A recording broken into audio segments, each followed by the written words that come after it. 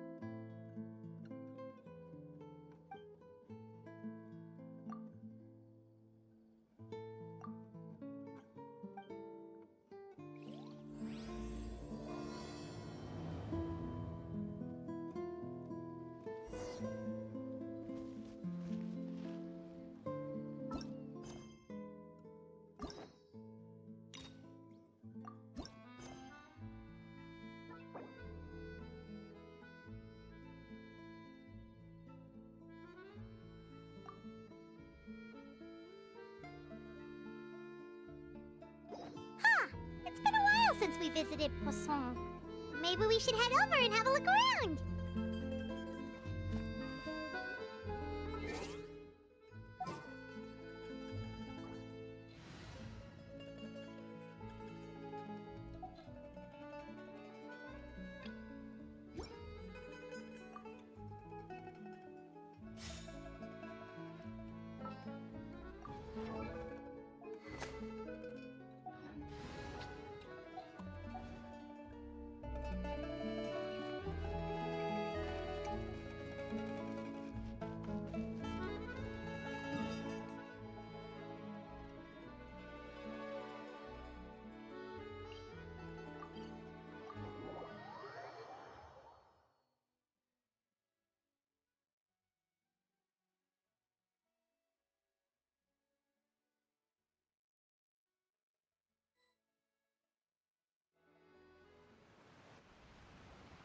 Hey, traveler, Paimon. Oh, Paimon knows that voice! Over here.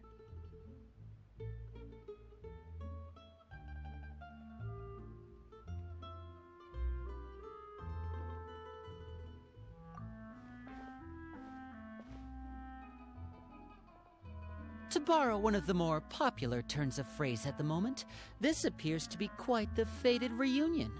Running into you two out of the blue like this has really made my day. I certainly wasn't expecting it. You can say that again. What brings you to Poisson? Wait, Paimon's got it! You must be here for one of your magic shows, right? Actually, we've run into a bit of trouble on the home front, so Father arranged for us to stay in Poisson for the time being. Oh, are Lynette and Fremine here too? Yep, along with most of the other members of the House of the Hearth. You may have noticed Poisson seems a bit more crowded than usual. So you're saying nearly the entire organization has moved to Poisson? Sounds like you've run into way more than just a bit of trouble. What's really going on? Well...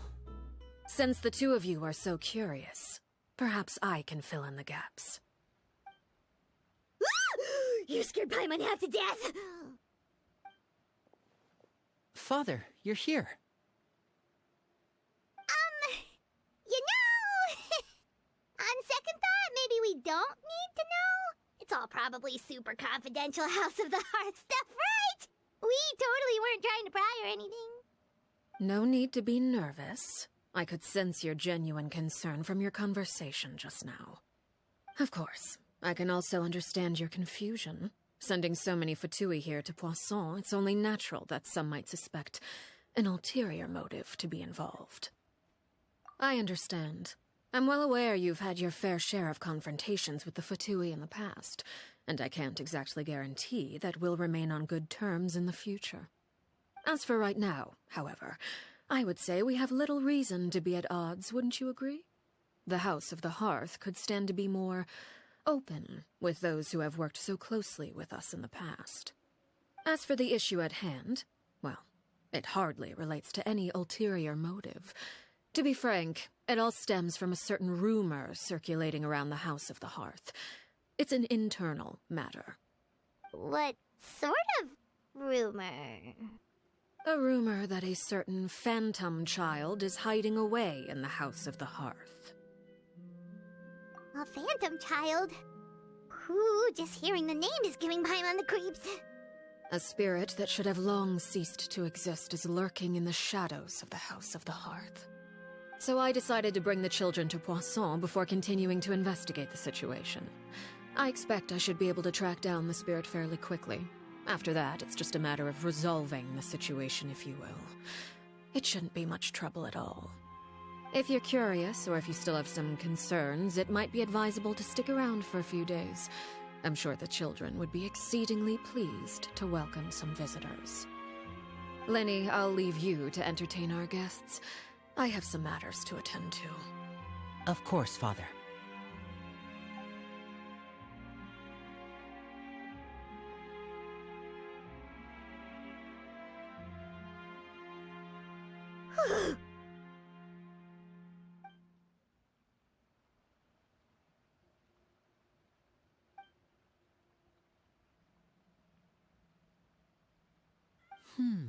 It has long been a dream of mine to invite you to our home and introduce you to my other siblings. You're quite well known in the organization already. A lot of people have been talking about you, especially after everything with the prophecy. If you're willing, why don't you stay a while and have a little chat with us? Alright. We don't have anything else to do right now anyway. But let's be clear, we're just gonna be there as guests, okay? Don't get any funny. Oh, wait a second. If we're your guests, that probably means we'll be treated to lots of yummy food, right? Of course. During our stay in Poisson, we've been helping out the locals with some fishing. We bring in quite the bounty every day. In fact, today is the perfect chance for me to show you what I can do in the kitchen. Let's go. I'll take you to where we're staying.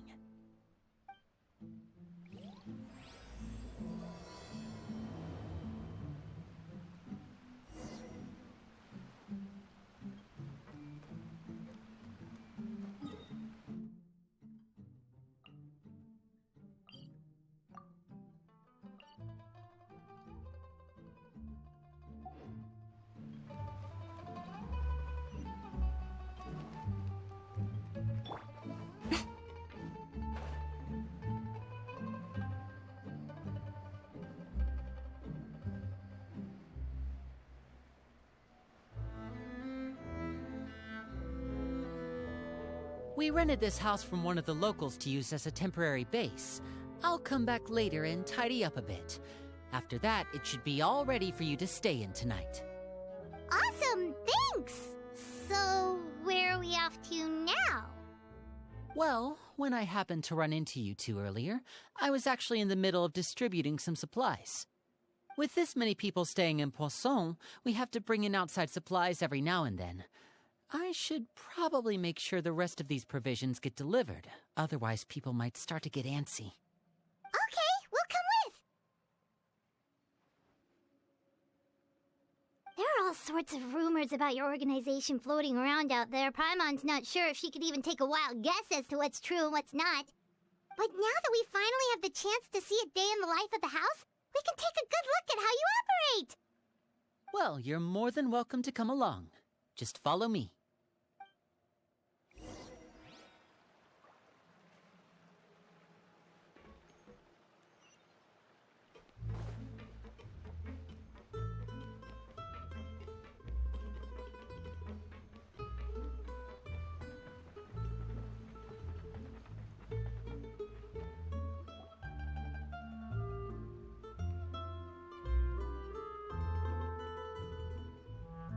Linny! You're finally here. The supplies. I'm assuming you've... Brought them with me? Yep, here you go. Hello? Something caught your eye? It's the Traveler in Paimon! No way! Come here, everyone! Hurry! The Traveler and Paimon are here!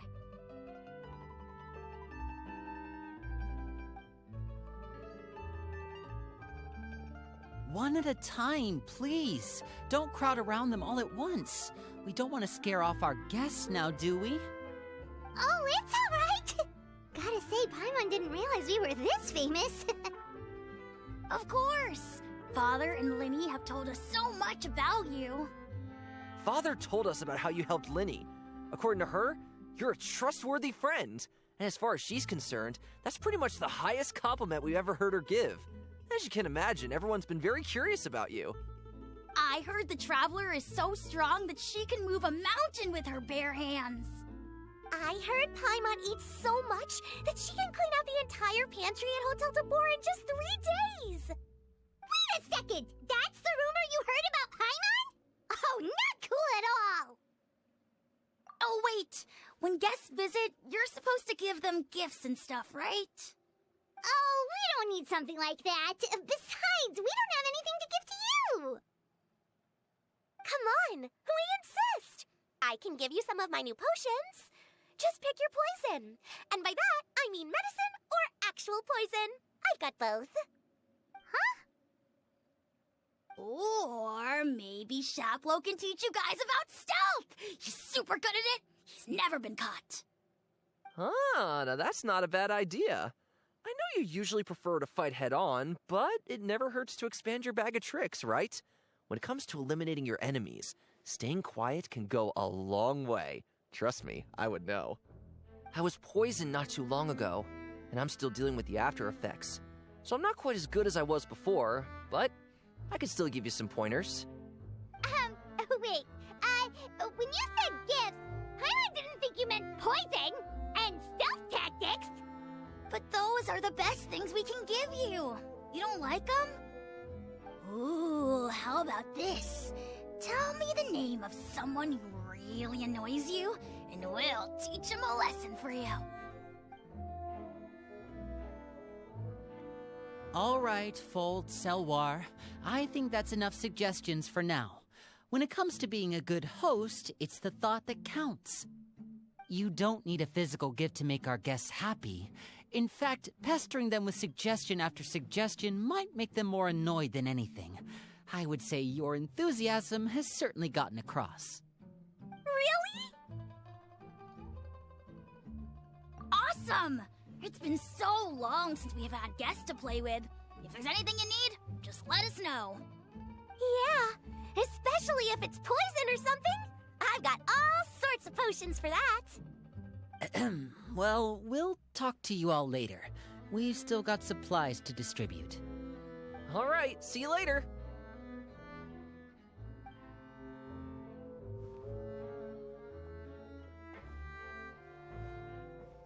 Bye!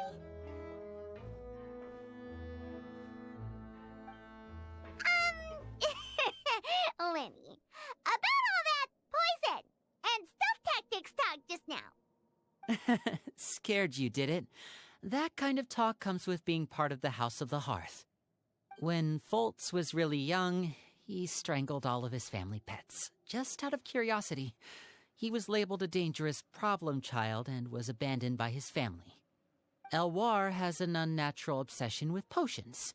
Father has forbidden her from trying all the different concoctions she comes up with, but she still tries to test them in secret.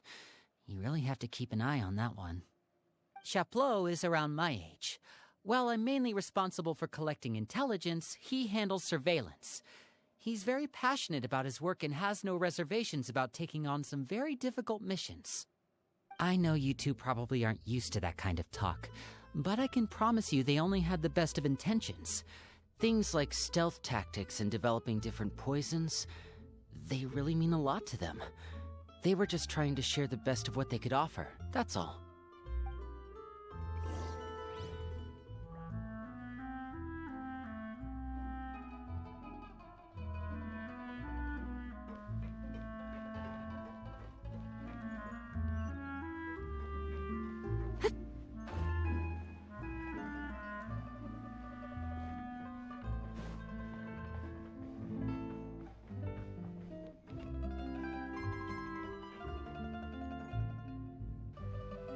Filial, supplies are here. Thanks. And who are these two? Outsiders? Allow me to introduce you. This is the Traveler and Paimon. Oh, you're the famous duo I've been hearing so much about. It's nice to meet you. I heard you've traveled to all sorts of places. Is that true?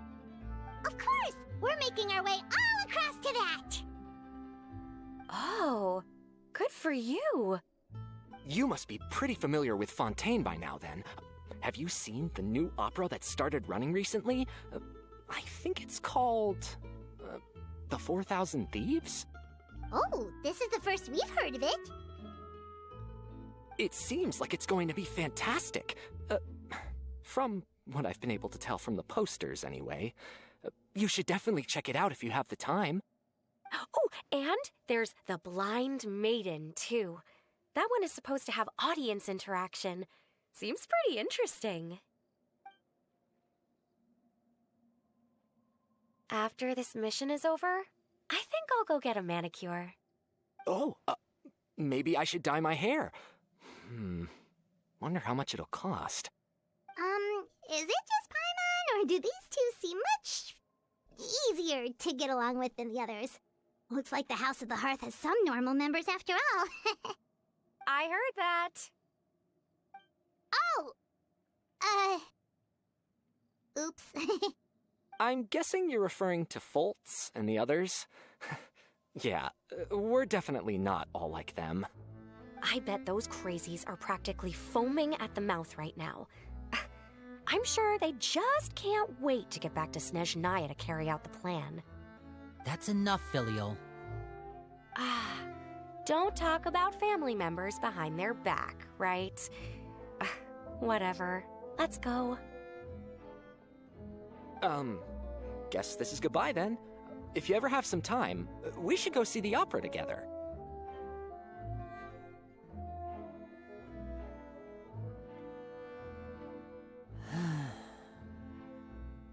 Well, that's it for the supplies. We should probably head back as well.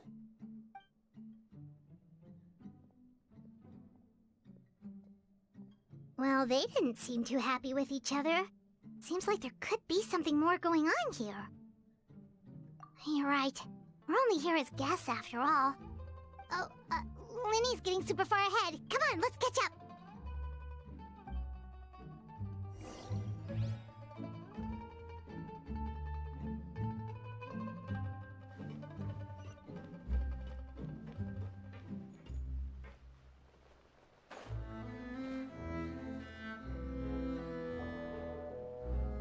So, what do you think of the members you've met so far?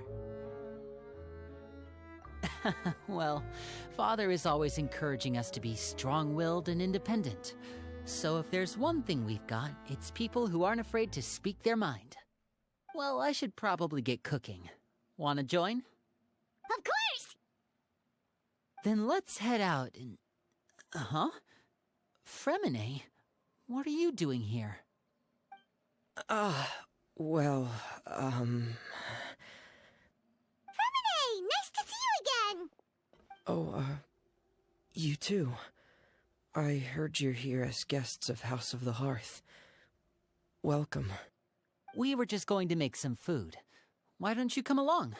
I could use some help in the kitchen, and I seem to remember you mentioning you wanted to make seafood soup for the traveler in Paimon.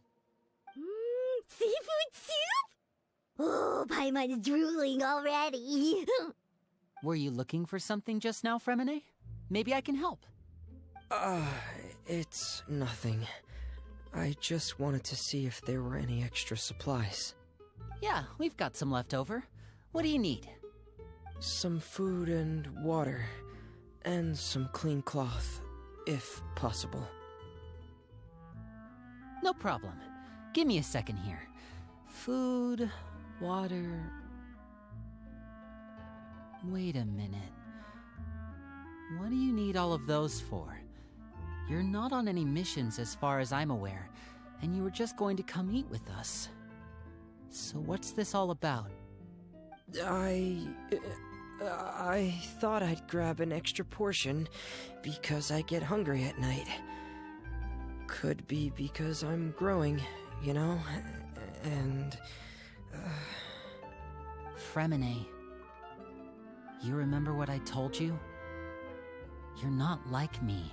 Your lying skills still need some work. Tell me what's going on. Is it really bad enough that you have to keep it from your own brother?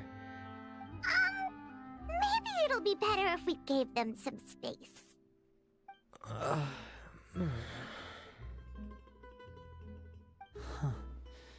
This is the first time I've seen that kind of look on your face. Whatever happened, does it have something to do with Father? Yes. Just follow me.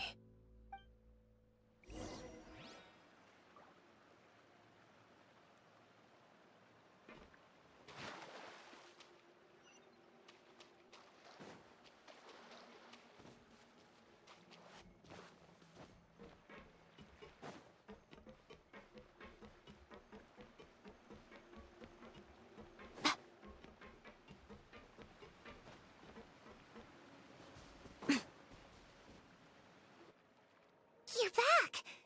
Oh, and you've brought some friends with you this time. Hello, my name's Linny. I grew up in the House of the Hearth. And you are? Hi, Linny. also a child of the House of the Hearth, just like you. You can call me Clairvy. Clairvy? It's nice to meet you. Does that name ring any bells, Lenny? No, not at all. That's not a name we have on our roster, I'm sure of it. What I'm not sure of, though, is how she managed to sneak in. She must be the phantom child Father's been searching for. From the looks of it, I'm guessing you were the one that found her, Fremine. You, haven't told Father, have you? No, I haven't told anyone. I've just been keeping her hidden. For how long? About half a month now. So ever since we got to Poisson, then, do you have any idea what you're doing?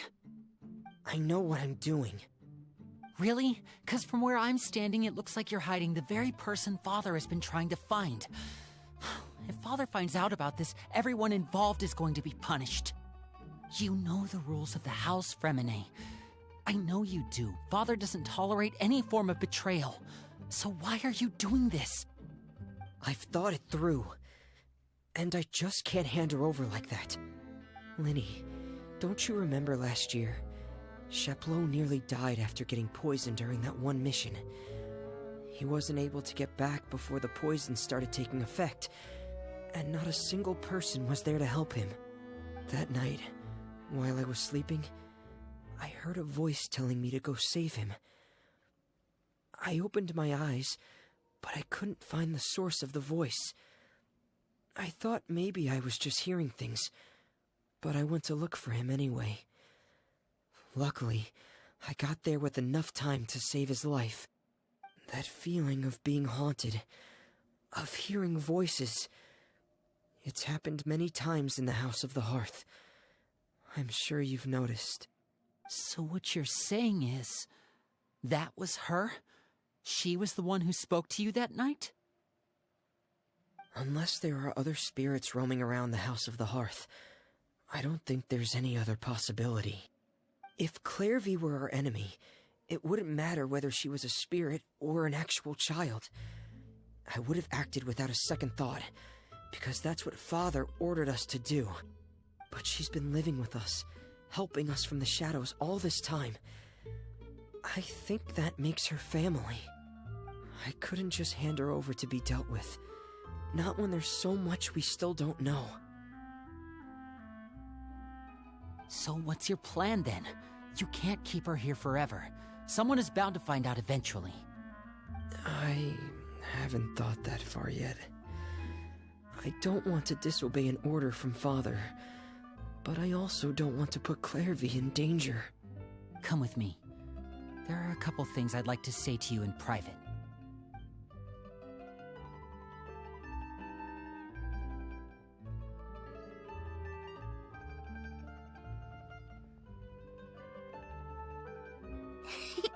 Those two sure care a lot about each other. Well, they got a funny way of showing it. From where Paimon was floating, it sure seemed like they were about to bite each other's heads off. No way! They have a really deep bond. I could tell right away, 'cause I also have a friend like that. I just don't know how long that kind of bond can last. The darkness in the house runs deeper than you can imagine. No one can get out alive. I'm sorry, Linny. I really didn't mean to drag anyone else into this. Oh really? You didn't mean to? 'Cause I for one wish you did. Huh? What do you mean? You know, when we were younger, you didn't call me Linny. You called me brother, just like Lynette. We grew up together, the three of us. We were all orphans, all rescued by Father. Of all the siblings in the House of the Hearth, I think our bond was the closest. Later on, when you started calling me Linny, I wasn't actually surprised. After all, Lynette and I are related by blood. We've had to depend on each other to survive long before we joined the house. Linny, The darkest and most difficult moments of my life happened before you and I had ever met. I'm sure that's true for you as well. Even so, Fremine, we've stood by each other for all these years now, and to me, that means more than blood. You and Lynette are the most important people in my life. No one can replace you. So I won't let you face anything alone. Not if I can help it. Oh, looks like things are getting kinda heated between Linny and Fremine. Maybe we should go check on them. Oh, it's raining. I should put my clothes away.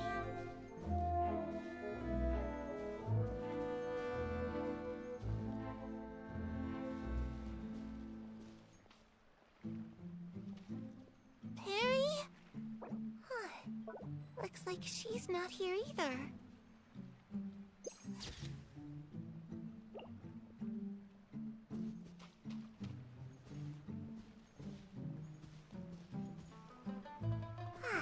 It's time to read.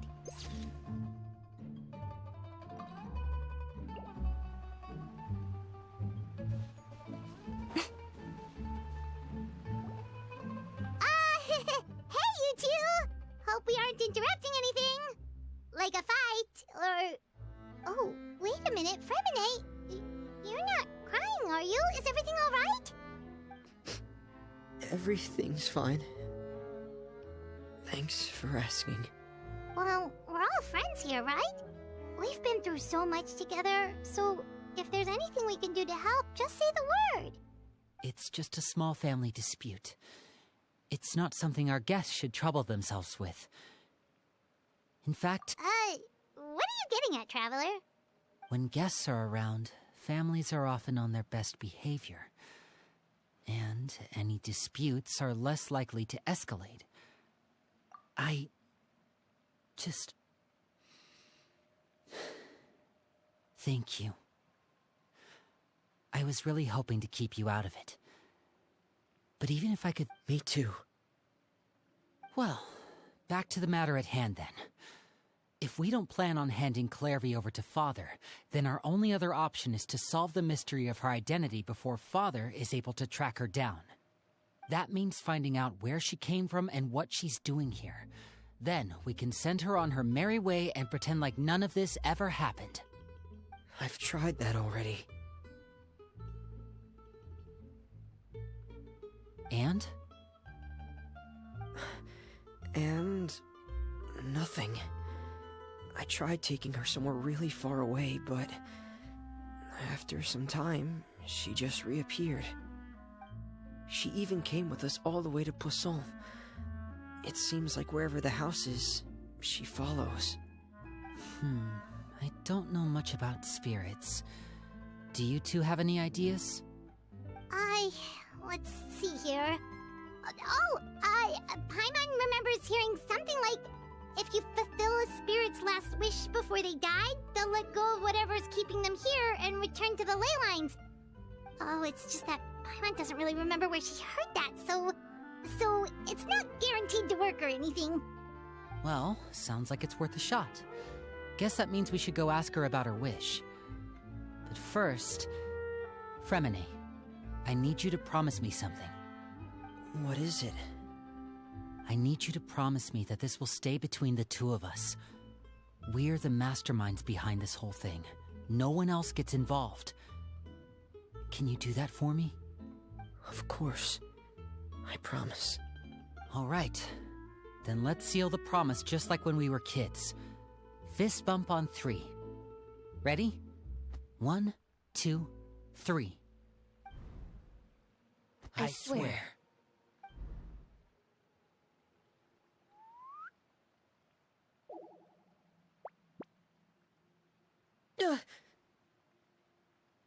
Whoa! Lynette! But what a surprise! What brings you here, dear sister? And, when exactly did you get here?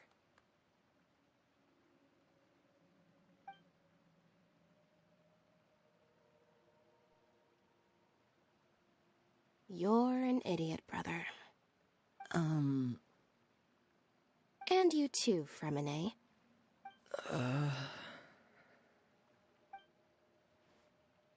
You 3, Traveler. And you 4, Paimon. Wait, what did we do? I've seen Clairvy around the House of the Hearth before. I hadn't seen her in Poisson, so I figured she must not have come with us. But it turns out you were just hiding her. I heard you talking about your plan. Rather than steering clear of the situation, I'd rather fully join in.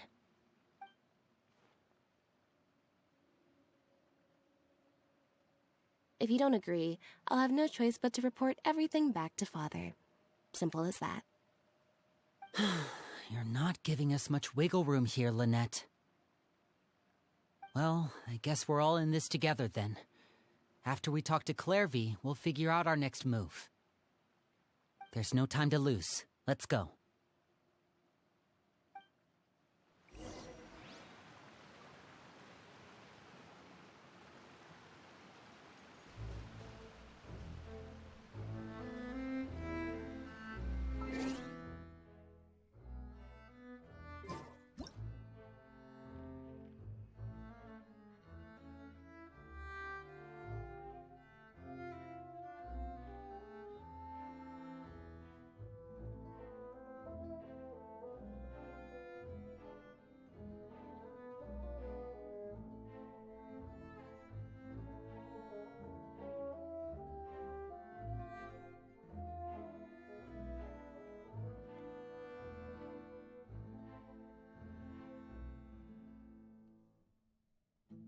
Personally, I think the idea of things staying the same forever is quite beautiful.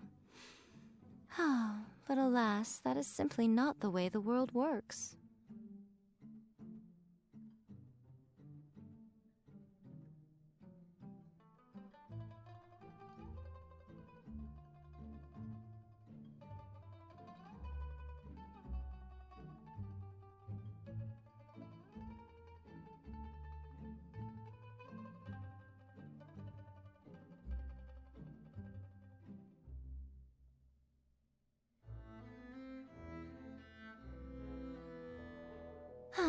Traveling to other worlds is all that anyone seems to be writing about these days. Goodness knows what they find so disappointing about their own world.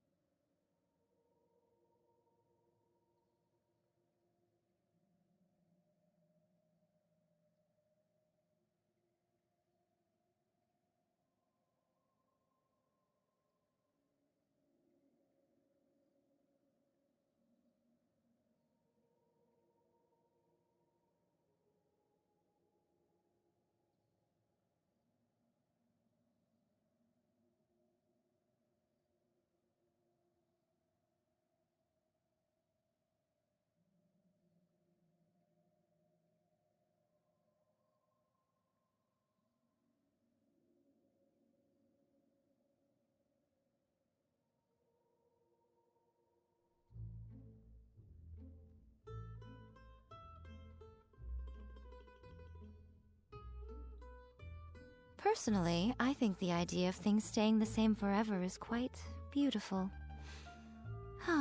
But alas, that is simply not the way the world works.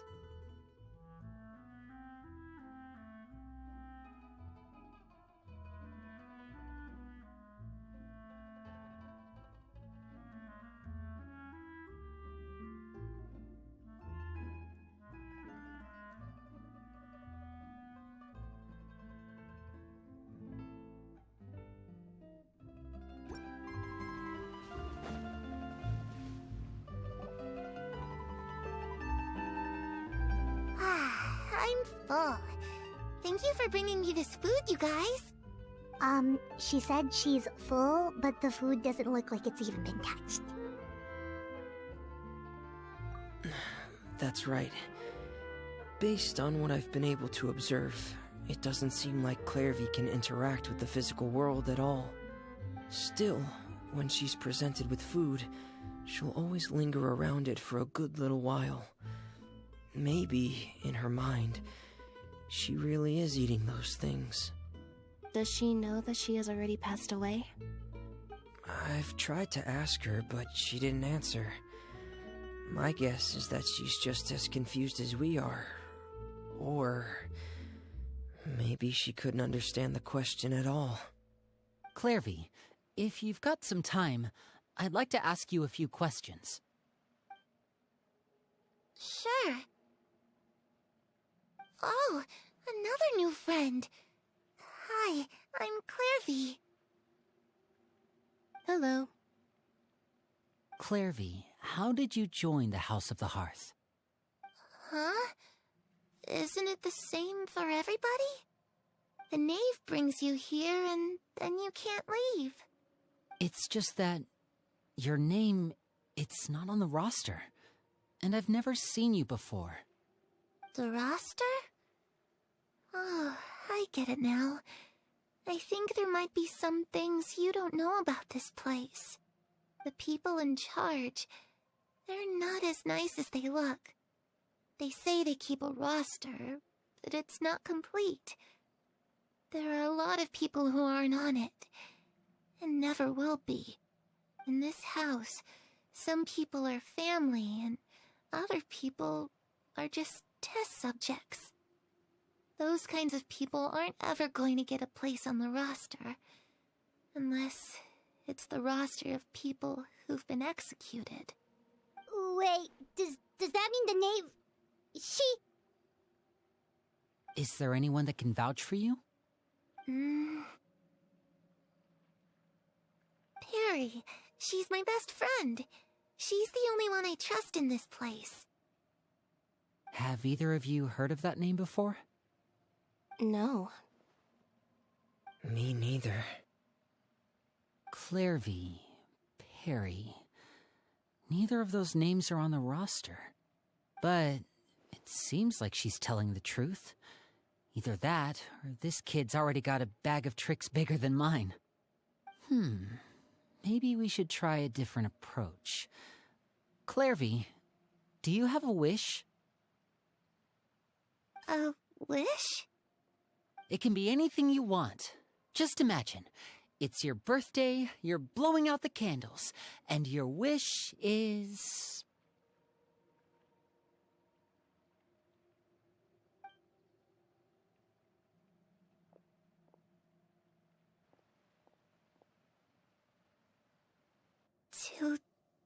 To go outside, where the sun can find me. That's it? Well, that sounds easy enough. The darkness in the house runs deeper than you can imagine.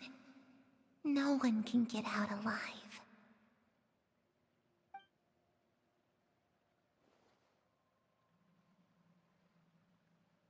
Okay, time to divide and conquer. Listen up. I've got a plan. I'll try and find a way to use basic illusory magic to take Clairvy outside and bring her somewhere with sunlight. Lynette, try and find the list of executions that Clairvy was talking about, and see if her name is on it. Fremine, you stay in Poisson. We can't be the only ones who've had run-ins with Clairvy. I need you to collect intel on everything she's said and done. Understood. I'll try my best. What about us? What should we do? I really appreciate your willingness to help, but this is a family matter. I don't want to drag you in too deep. It's too risky. Let me think. Since Father considers you to be guests, maybe you could stick by her side for a little while. You don't need to do anything except keep up some nice, casual conversation. Ah, Paimon gets it. You want us to distract her. I'll give you a magic bird. If Father suspects something, all you need to do is release it when she's not looking, and it'll alert me that something's wrong. Of course, that's only as a last resort. If Father doesn't seem to notice us, there's no need to make contact. We'll reconvene here tonight after all's said and done.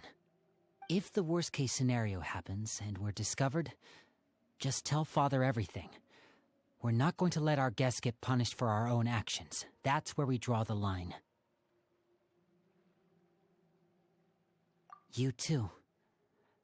Okay, this is where we part. Father should be at the beach nearby.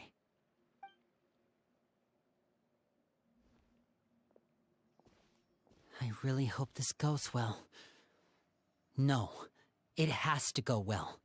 That's the only way this can get resolved.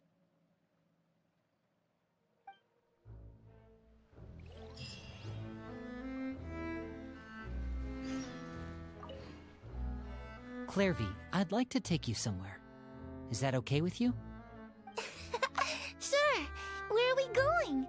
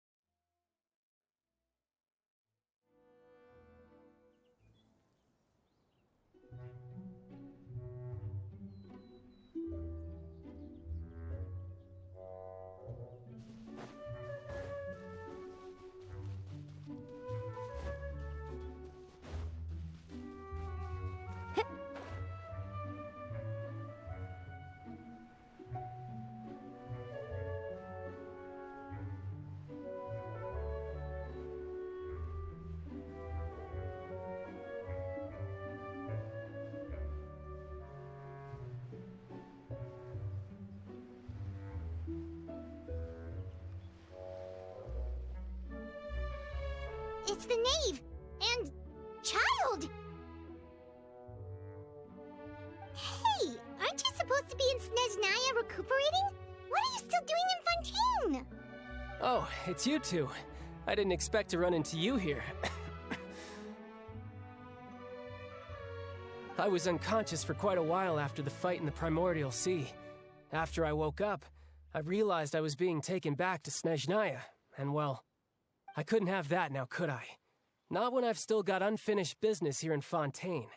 So, I mustered up all my strength and made the journey back on my own. What sort of unfinished business are we talking here? It has to do with Skirk, my master. I really wanted to meet up with her, but by the time I got back, she had already left. I still have so many questions for her. Without any other leads, all I could do was ask the knave to help me track her down. She must have left behind some traces from her time in Fontaine. Oh, okay, so have you found any clues? Unfortunately, no. While the House of the Hearth is adept at collecting all manner of intelligence, certain existences can still manage to escape our purview. Basically, unless Master feels there's a need to meet with me, she's not going to be found. But that problem has an easy fix. I just need to become stronger, and then... Paimon thinks you should focus on getting better first. The worst of it is over. It's all thanks to that one kid from the House of the Hearth. Elwar, I think her name was. She gave me a bunch of random potions to drink. They didn't go down easy, let me tell you. Pain and chills all over. But they really did help speed up my recovery. And that's good, because it looks like I really do have to head back this time. The old man's been putting the pressure on me. He sent someone to tell me I'm needed for some sort of project. Project Stuja? Yeah, that's the one. I heard Regrader's involved too. I'm not looking forward to having to listen to all his monologuing, that's for sure. Hey, maybe you could think of a way for me to stay in Fontaine for a little longer.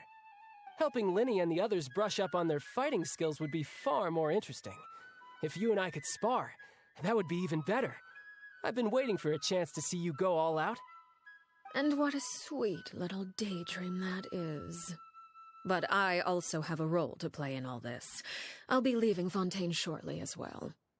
Besides, considering how little they see fit to step outside the homeland, being called on to return to Snezhnaya by such illustrious dignitaries, what a great honor. Wouldn't you agree? One I could do without, I'd say.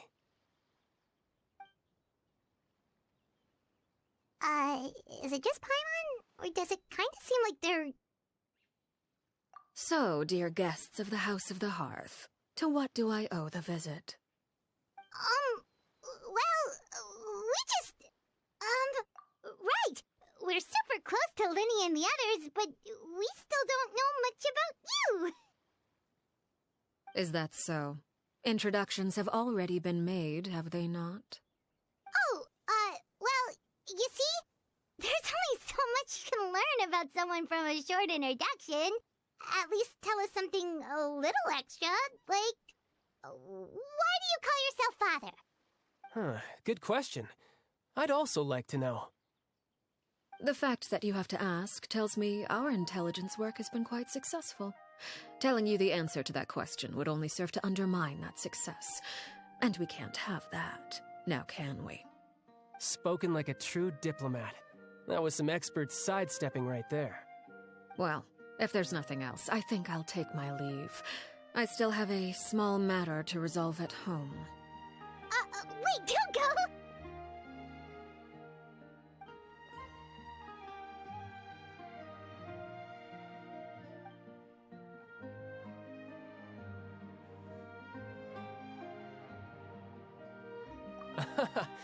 I'd also like to hear the answer to this.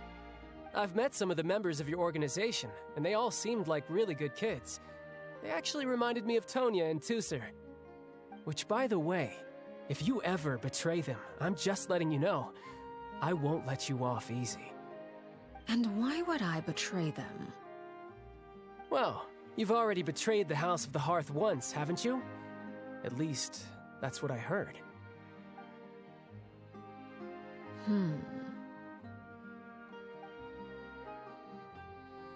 Okay, I admit.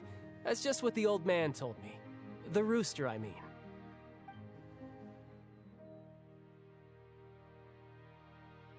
Wait, did you really do something bad to those kids? Never mind what I've done. I'm more curious as to what the mighty rooster had to say. Care to enlighten me? Well, nothing much. Just some stuff about you taking out many other members of the House of the Hearth, and even going so far to attack your own family. I see. Oh, based on your reaction, I'm guessing it's all a bunch of lies. Hardly. I don't appreciate his particular turns of phrase, but I suppose he didn't say anything untrue. Although, it would be more accurate to say that there is a certain level of prejudice involved, but I don't intend to clear that up just yet. Prejudice has a funny way of concealing the real truth behind certain things, an attribute that I find to be quite advantageous. Call yourself a Fontanian, for example, and people will assume all sorts of things, when the real truth is that this is simply the land where I was raised. Huh? You're not actually from Fontaine? But then why did you try to help out with the prophecy and everything?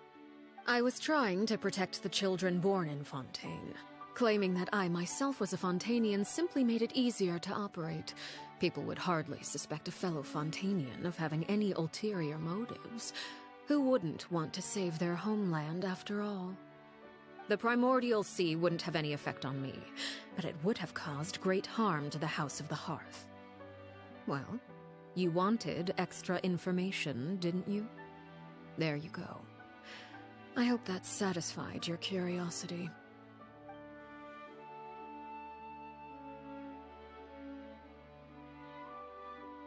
So, you stayed in Fontaine for the kids. I guess I was wrong to believe you'd betray them. Apologies. Looks like I was holding on to some prejudices myself. Good.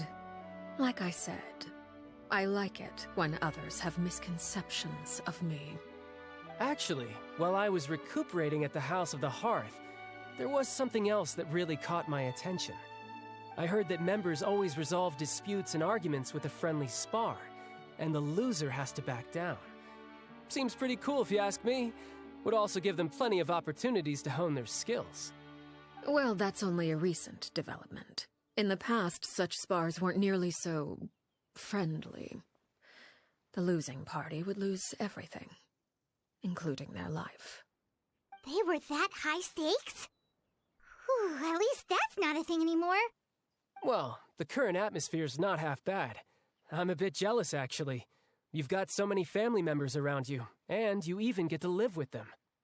Having a lot of family around means dealing with a considerable amount of bickering and scheming.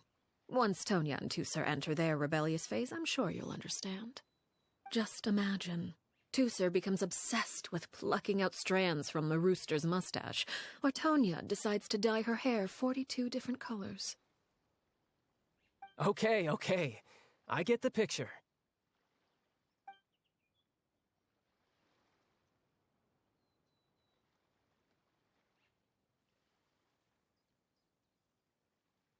Well, would you look at the time? I should probably get going. Traveler, Paimon, I'm not sure where our paths will cross next, but the next time we run into each other, we should definitely try and find some time to spar. Again, maybe this is a conversation we can have when you look less like you're gonna keel over. All right. Well, thanks for everything, Arlecchino. No thanks necessary. You also played a part in obtaining the Gnosis. I would say we can call ourselves even. I like the sound of that. Well, I'm off. See you all some other time. We should probably get going too. Do you want to head back with us? Oh? You want me to leave so soon? Oh, well, you see, I'm rather enjoying the evening breeze. If you don't mind, I think I'll stick around for a bit. I have some things to think about. Apologies for not attending to you like a proper host. Please forgive this slight. I do hope you'll have a pleasant stay. We managed to keep her distracted until nightfall. Good thing Child was there to keep the conversation going. You don't think she suspected anything, do you? Oh, I wonder if Liddy ran into any issues. Let's hurry back and see how everything went.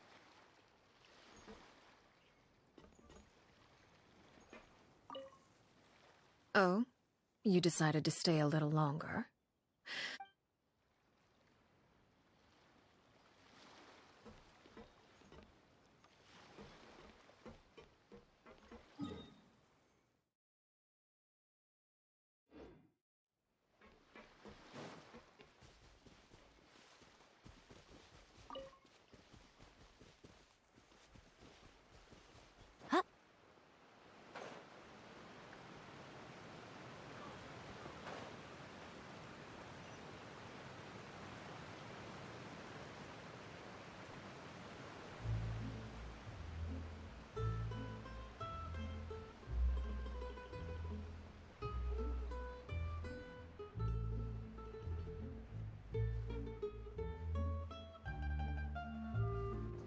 Yeah.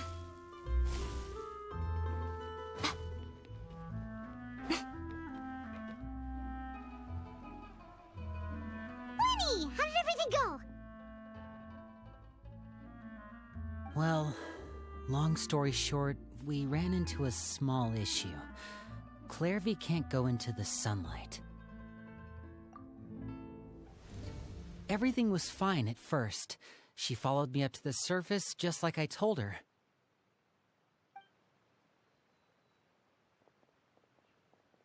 But as I led her out of the shadows and into the sunlight, she vanished. I turned around and there she was, standing at the edge of the shadows, silently watching me. Huh. Maybe she's afraid of sunlight, or... No, it wouldn't be her wish if that were the case. Well, we could always try pushing her into it. Oh, true. I've pretty much tried it all already. Nothing worked. Eventually, the sun went down, so all I could do was bring her back here. How did it go with you, Lynette? Good. I've got the list. It's right here. Really? Well, what are we waiting for? Let's take a look!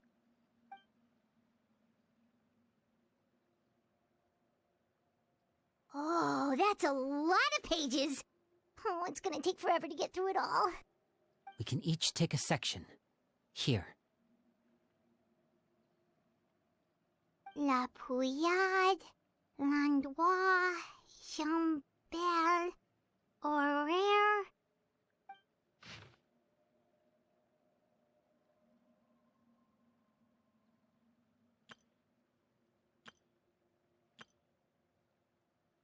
Oh, yikes. That Aurere guy has a huge scar on his face. He's kinda giving Paimon the creeps. Ah, I've met him before. The scar is from an injury he received during a mission. I still remember him joking with me about it. He said any future lover would take one look at him and then lose all interest. Did he say anything else? Well, I asked if there was someone he was interested in. He said no, and that's where our conversation ended. It was only later that I learned he really did have someone he liked. He risked everything to escape so he could be with her, but it didn't work. One day, Father asked to see him, and, well, I never saw him again after that. Wait, so that means the knave, she... It may seem cruel, but it's just one of the rules of the house. Betrayal is not to be taken lightly. We know too many secrets to come and go as we please. So, if you do try to leave, you pay with your life.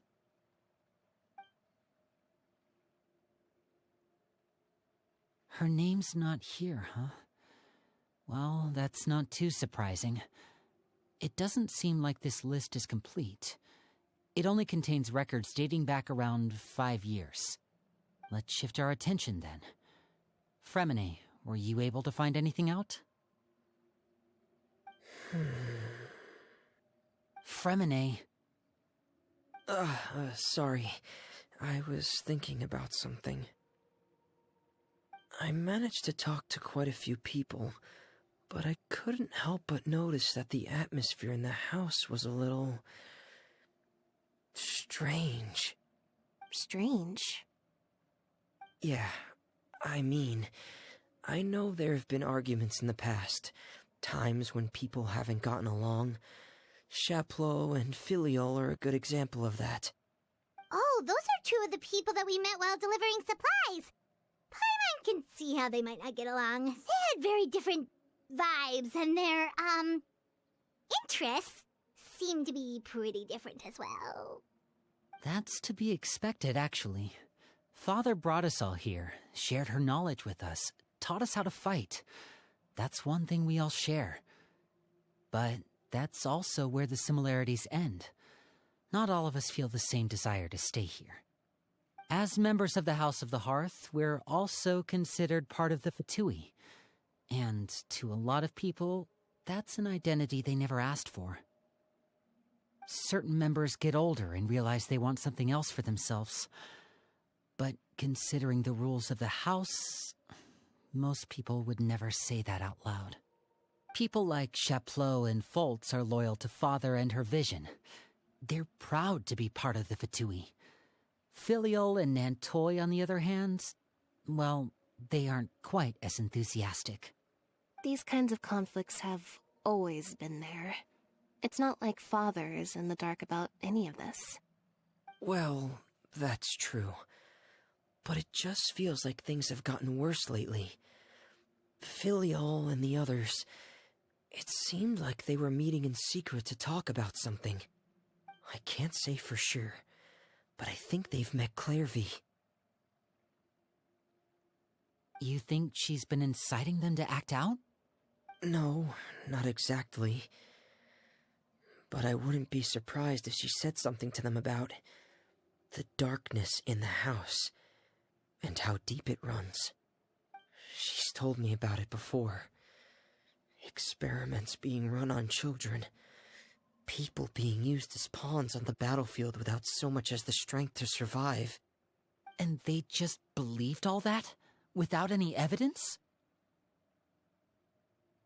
Clairvy's words probably gave them the excuse they were looking for. Whether they actually believe them to be true is secondary. This is all because of Project Stuja, isn't it? Whoa! Hold on a second. What's this Project Stuja all about, huh? This is the second time it's come up now. Sorry, but I'm not sure of the details either. I only know what Father has told us, which is that it's something the Rooster and Regrator have been working on together. Apparently, it has to do with the Fatui's strategic plan for the future. Because the House of the Hearth was so successful in obtaining the Gnosis, we now have the honor of playing a key role in Project Stuja. Wait, but isn't that a good thing? Key role is just another way of saying dangerous role. To us, the whole thing is an inconvenience. Father thinks so too, but she's in no position to refuse. Their plan isn't exactly unreasonable, and they've been funneling the house a lot of funding. It's just that we'll lose a lot of members in the process. Participating in the plan, it's an honor in name only. What they're really trying to do is subdue us. The existence of an intelligence organization outside their control makes them feel uneasy.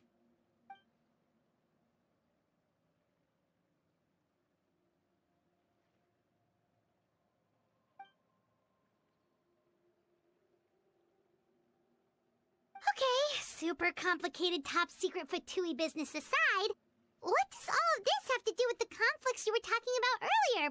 Paimon doesn't get the connection. External pressure has a way of exacerbating internal strife. You can't overlook the power of fear either. People are afraid of dying, and that fear is often the impetus for a lot of stupid decisions. I thought resolving the Clairvy situation would make everything go back to normal. But it looks like things are more complicated than I thought. If we leave Filiol and the others to their own devices, sooner or later, Father will be forced to take action. We can only focus on one situation at a time, brother. You're right. Even if we confront Filiol and the others, it won't do any good. It might even make matters worse. We should focus on Clairvy for now. Well, it's getting late. We should head back and get some rest. We'll try again first thing tomorrow. Lynette, you stick with me this time. Fremine, keep a close eye on Filiol and the others. Make sure they don't do anything they'll regret. Good work today, everyone. Have a good night, and I'll see you tomorrow.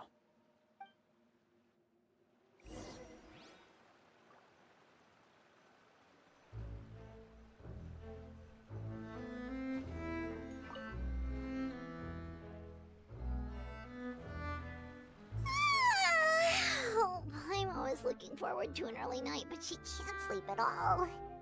Hey, you don't think the knave will be too angry with Linny and everyone if she finds out about all this, do you? She's even scary when she smiles. If she were to actually get angry... Ooh, you have to protect Paimon if that happens, okay, Traveler? Trust is ever, Traveler. Look! Look over there! Quick! Let's catch up with her before anyone sees!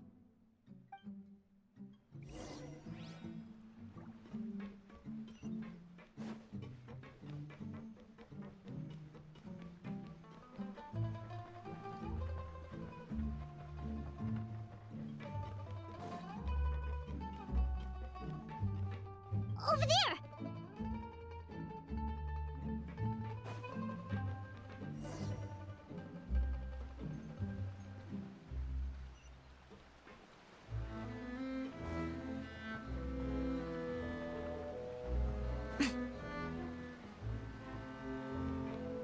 Oh, where is she going?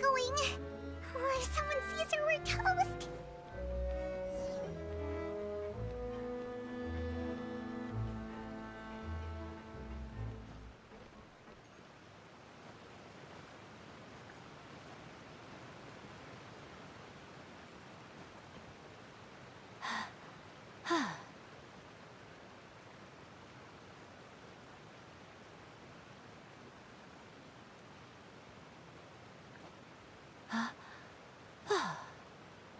Oh, look!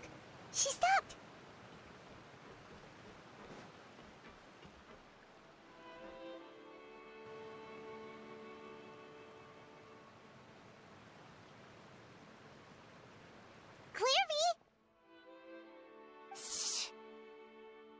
I opened the window while no one was looking. Look how pretty the outside is. If only I could have more than this. You probably think I'm being silly, huh? All this hopeless resisting. It's better to dream of what I could have than try to make it a reality, right? Please, help us get on the same page here, Clary. We need you to tell us what you know. Can you do that? Sure. Although, after you hear all this, I think you might regret that decision. Everyone in this family is nothing more than a tool. Something to be used and exploited. We're all expendable. Including me. As long as you're useful, you get to stick around. Lose your value, and you're handed over to the doctor, experimented on, and given a fate worse than death. I've seen it happen again and again, and I've had enough. You're saying the knave did all that? It's just, that doesn't seem like something she would do. She's scary and all, but it seems like even she has lines she wouldn't cross. I knew you wouldn't believe me. Everyone thinks she's a good person. They all think of her like a real mother. Mother? But she doesn't deserve that title. She's disgraced it and tarnished it. And if I had things my way, I'd never see her again. If only Perry were here, she'd understand. Perry. There's that name again. Also, Paimon's getting a strange feeling. It almost feels like she's not really here with us. Paimon can't tell if she's actually talking to us or if she's mistaken us for someone else. Well, in any case, it seems like she really needs someone to talk to. We should keep her company for a little longer. She looks so young. But it seems like she's been through a lot. It's getting windy. I should close the window. Ooh, look at the moon. Isn't it pretty? Hey, wanna hear a secret? I heard that if you look up at the night sky in Snezhnaya, you can see the aurora. It's supposed to be super pretty. Even prettier than the moon tonight. Perry and I promised each other that once we're older, we're gonna go see it together. But I can't find her. I'm worried she's also been... No, that wouldn't happen to her. She's special. Mother likes her a lot. I should really go talk to Mother, but we just fought. She doesn't want to see me, and I'm too scared to face her. What should I do?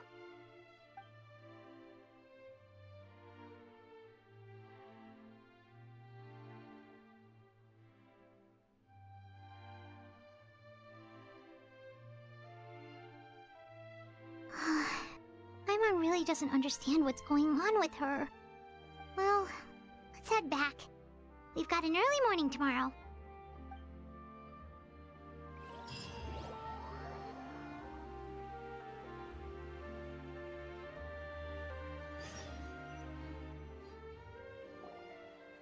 All right, looks like we're all here. Let's go ahead with the plan. Oh? What is it? What makes you ask that? Well, we kinda ran into Clairvy last night, and that's what she told us. We met the doctor back in Sumeru. He's super dangerous, and he's done all sorts of bad things. It's possible that Father and the Doctor have had certain dealings, but I don't think Father would work with him. We're not really on the same side, so there's not a lot of trust between them. That doesn't exactly set the stage for a successful partnership. I did hear, though, that when Father first became a Harbinger, the Doctor offered to work with the House of the Hearth. Father rejected most of his proposals, except for one. It had to do with some sort of secret experiment. Secret experiment? Could that be what Clairvy was talking about? I don't think so. I don't know any details about the experiment itself, but I do know it's an entirely independent operation.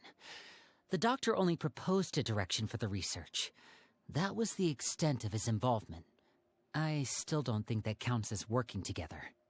The details of the experiment are confidential, but complete records are kept on all participants. That doesn't seem to be the case with the situation Clairvy referred to. I know you don't agree with some of the Fatui's methods, and I'm not asking you to. But I am asking you to trust us on this. The House of the Hearth has its own principles. There are certain lines we're not willing to cross. Alright, that's good to hear at least. Clairvy seems to think the knave and the doctor worked together to do something horrible. If that turned out to be true, Paimon doesn't know how he would even face you guys. It's just that it doesn't seem like Clairvy is lying either. The easiest thing to do would be just ask the knave directly, but Paimon doesn't think she'd tell us. Father didn't come back last night. She's probably still near the shore. We'll be counting on you to distract her. Lynette, you're with me. Fremine, you know what to do. Be on your guard, everyone. All right, let's get to it.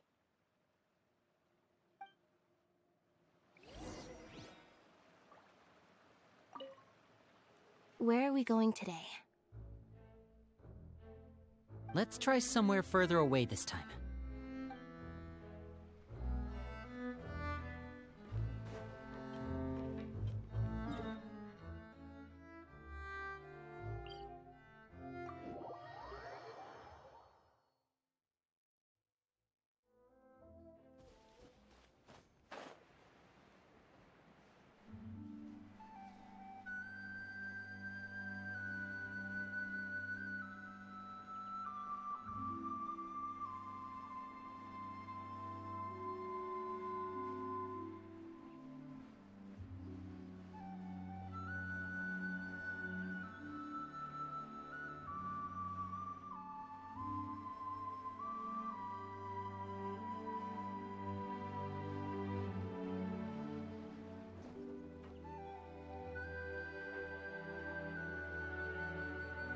Ah, it's you two again. I must say, you look a bit pale. Did you have trouble sleeping last night? A little. Perhaps if you had less on your mind, you'd be able to absolve yourself of such troubles. So what are you planning to do now? Catch up on some sleep? Or should I give you some time to rack your brain for a topic to discuss before I ask any questions? Although I must profess to being curious. Without child here, how do you plan on distracting me? Us? Distract you? A good one. But no, we were just here for a chat. Looks like you could have used some extra time to think. No matter. If you don't have any other plans, why don't you accompany me somewhere? Don't worry. I'll be sure to steer clear of any scheming children. The ocean breeze is sure nice today. Children always think they can hide things from the grown-ups. But nothing gets past me. Least of all a little scheming. I think I'll let them have at it for a little longer. I can be very patient. Well, I'll leave you to think things over. If you're so inclined, meet me outside the Palais Mermonia. Good things come to children who do as they're told. So I do hope you decide to tag along. If only for your friends' sakes. What should we do? She clearly knows about everything we've been doing, and Paimon doesn't think it'd be a stretch to say she was threatening us just now.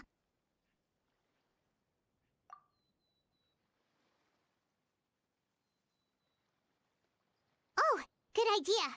Hopefully he sees it in time. Well, we should probably head to the Palais Mermonia. Paimon doesn't want to find out what happens if we don't show up. Based on what the knave was saying just now, it sure didn't seem like it'd be anything good.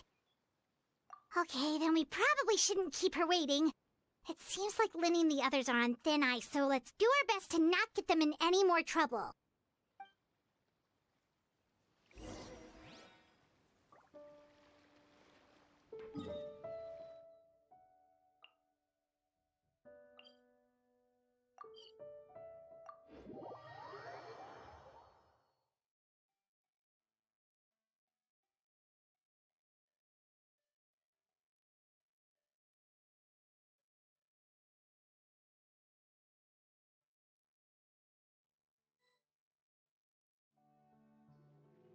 Seeing as we still have some time before my meeting, we might as well enjoy some pleasant conversation while we wait.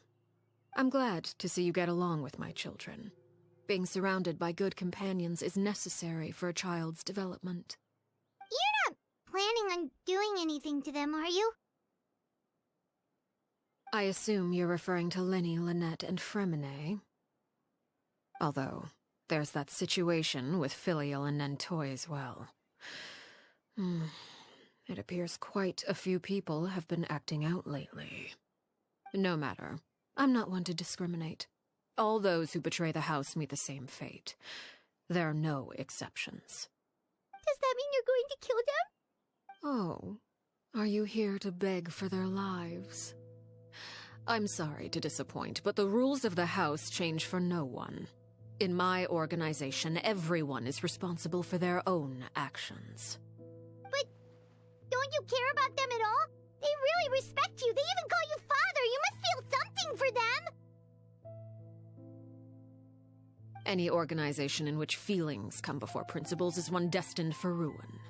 The House of the Hearth is hardly an exception.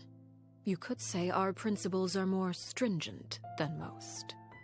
Perhaps I can offer you this consolation at least. As our guests, you two will not be held accountable along with them. I would imagine Linny, Lynette, and Fremine will be able to keep their lives. As for Filial, Nentoy, and the others, I'm afraid there's little I can do. They can try to escape, but once you know our secrets, there's no getting out alive. But that's awful. Ah, you seem concerned. Out of consideration for my guests, I suppose I could turn a blind eye for a little longer. If Linny and the others manage to dispose of Clairvy in the meantime, all evidence of their wrongdoing will be lost. In that case, I could hardly punish them for something I couldn't prove. If their efforts are unsuccessful, on the other hand, all will be held accountable, and the punishment will be severe. Of course. Oh, and here, I believe this belongs to you. Do try and keep better track of it next time. It takes a considerable amount of time to train a bird like this. It would be such a pity if you were to lose it. Permanently. Wait, where did you get that? Well, I'm afraid that's all the time we have to chat. Now, for the matter at hand. I asked you to meet me here because I have business at the Palais Mermonia. It has nothing to do with you, but I think it would be prudent for you to stick by my side for the time being. There will always be time later to run off and tell Linny what you've learned. Well, time to go. Looks like we wrapped things up just in time.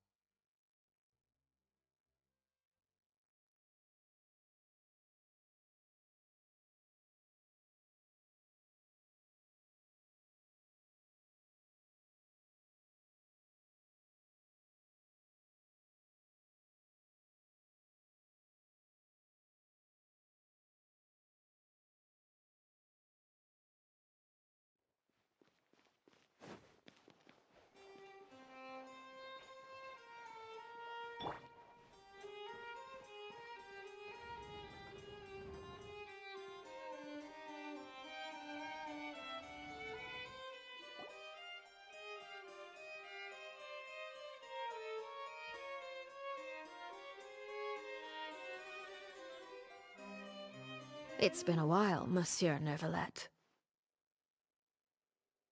I must say, I wasn't expecting my meeting request to be approved quite so quickly.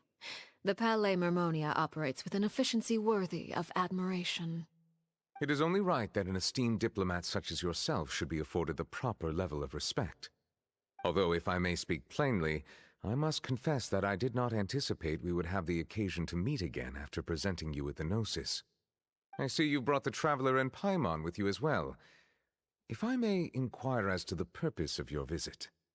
I'll be departing Fontaine shortly. There is, however, an outstanding matter that I would like to see resolved before I go.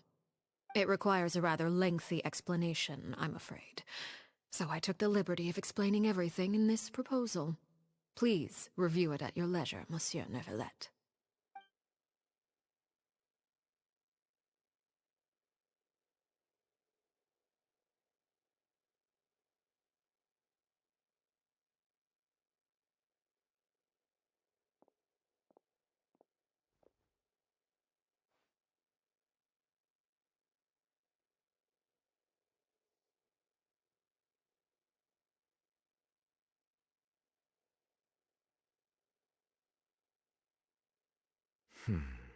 I understand your request. However, at the risk of causing offense, I must admit that I fail to see why you would wish for such a thing. I heard you have a certain fondness for water tasting, Monsieur Neuvillette, so allow me to use water as an analogy. A family is like a large body of water with countless rivers flowing in and out. As someone who watches over this system, I would hope that each river that flows from the source will eventually reach the ocean. Of course, objectively speaking, I know this is impossible. Most of the rivers will dry up along the way, disappearing into the ground and leaving nothing but a barren riverbed behind. Not all rivers are destined to reach the ocean, but I would not see their existence rendered meaningless. I believe the water that flows within them is simply meant for a different destination, like a field in need of irrigation, or perhaps the glass of a certain water-tasting enthusiast. Did you get any of that, Traveler? Your words paint an optimistic picture indeed. Allow me to remind you, however, few among us are willing to sip from a glass filled with tainted water. It may have been tainted at one point in time, but not to worry. I'll make sure it's strained of all impurities and returned to its cleanest form.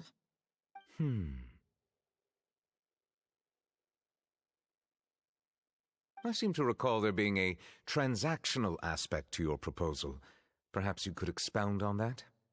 If you accept my proposal, Monsieur Neuvillette, I will gradually withdraw my forces from Fontaine. And, unless absolutely necessary, I will no longer carry out any special missions within Fontaine.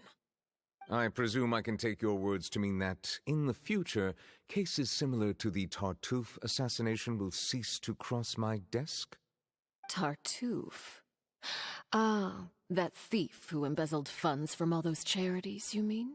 My deepest condolences to his family, but without any evidence, I cannot imagine how the House of the Hearth might have been involved in his passing.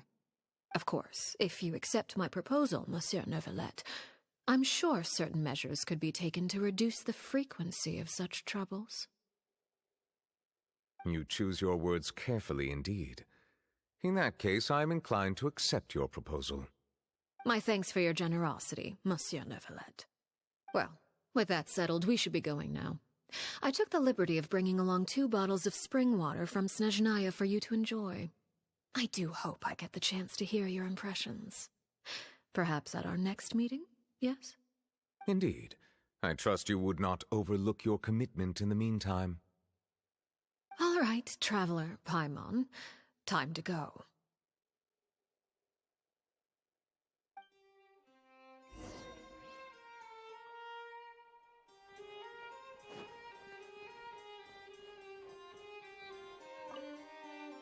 I believe I've told you before that my emotions easily resonate with those of others. Yet in the few meetings I've had with that Harbinger, I haven't been able to sense any aspect of her emotional state. Her mind is like a still body of water. Who knows what darkness lies in its depths, and the lack of ripples on the surface gives nothing away.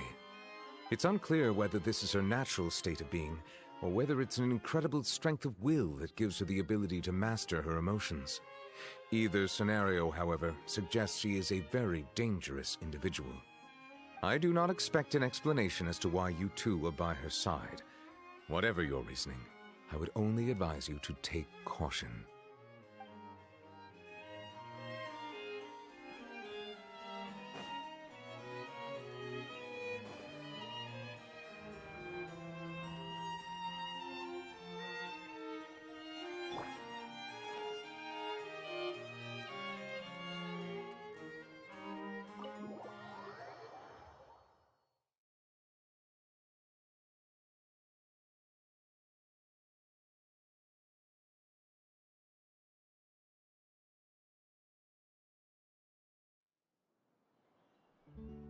So, what exactly were you talking about back there?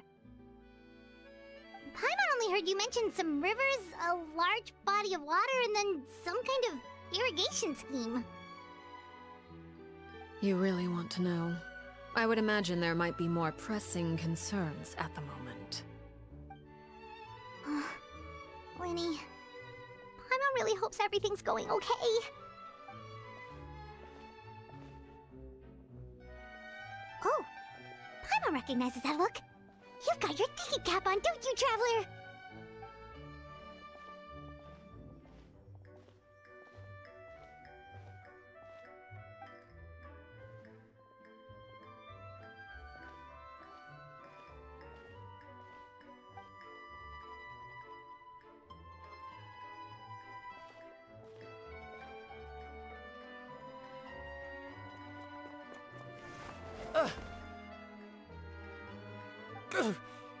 Oh, shoot. Are you alright? Oh, jeez. I'm so sorry. I was so focused on selling these papers, I wasn't looking where I was going. Well, let me make it up to you at least. Here, take this paper. On the house.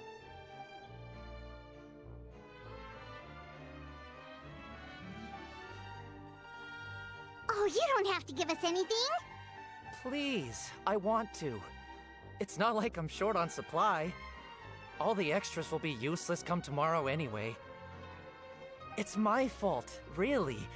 I was just trying to bring home some extra mora for the family, but I bit off more than I can chew. I haven't had many takers today, so I'm still swimming in papers. What's going on here?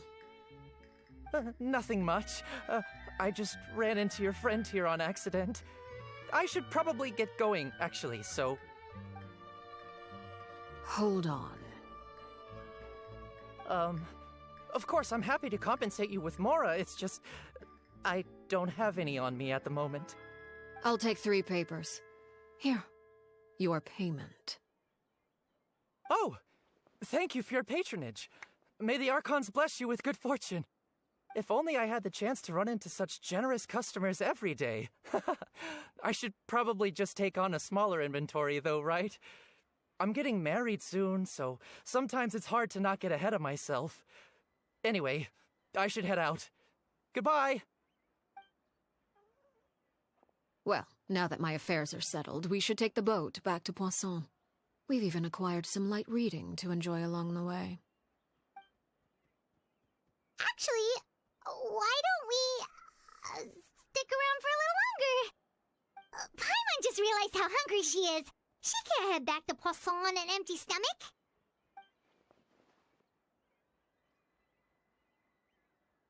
It appears you two are under the impression that delaying our return will somehow alter the situation in your favor. I'm sorry to ruin your fantasy, but your efforts are meaningless. That being said, I could be persuaded to give Linny some extra time. I just have one condition. If you agree to my request, I'll even answer some of your questions. You're quite curious about Clairvy, are you not? And my relationship to her. Wait, why are you being so generous all of a sudden? You're not gonna ask us to do something bad, are you?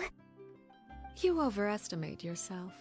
You don't have the talent for bad things. Then what can you possibly... The most important consideration in a negotiation is that both sides receive something they want. Demands and wonderful. Here it is. When the time comes, make the choice that you deem most appropriate in the situation, and lend your help to the House of the Hearth. Okay. Sounds normal enough. But what do you mean, when the time comes? When is that supposed to be? That is for you to decide. Then we have a deal. Follow me.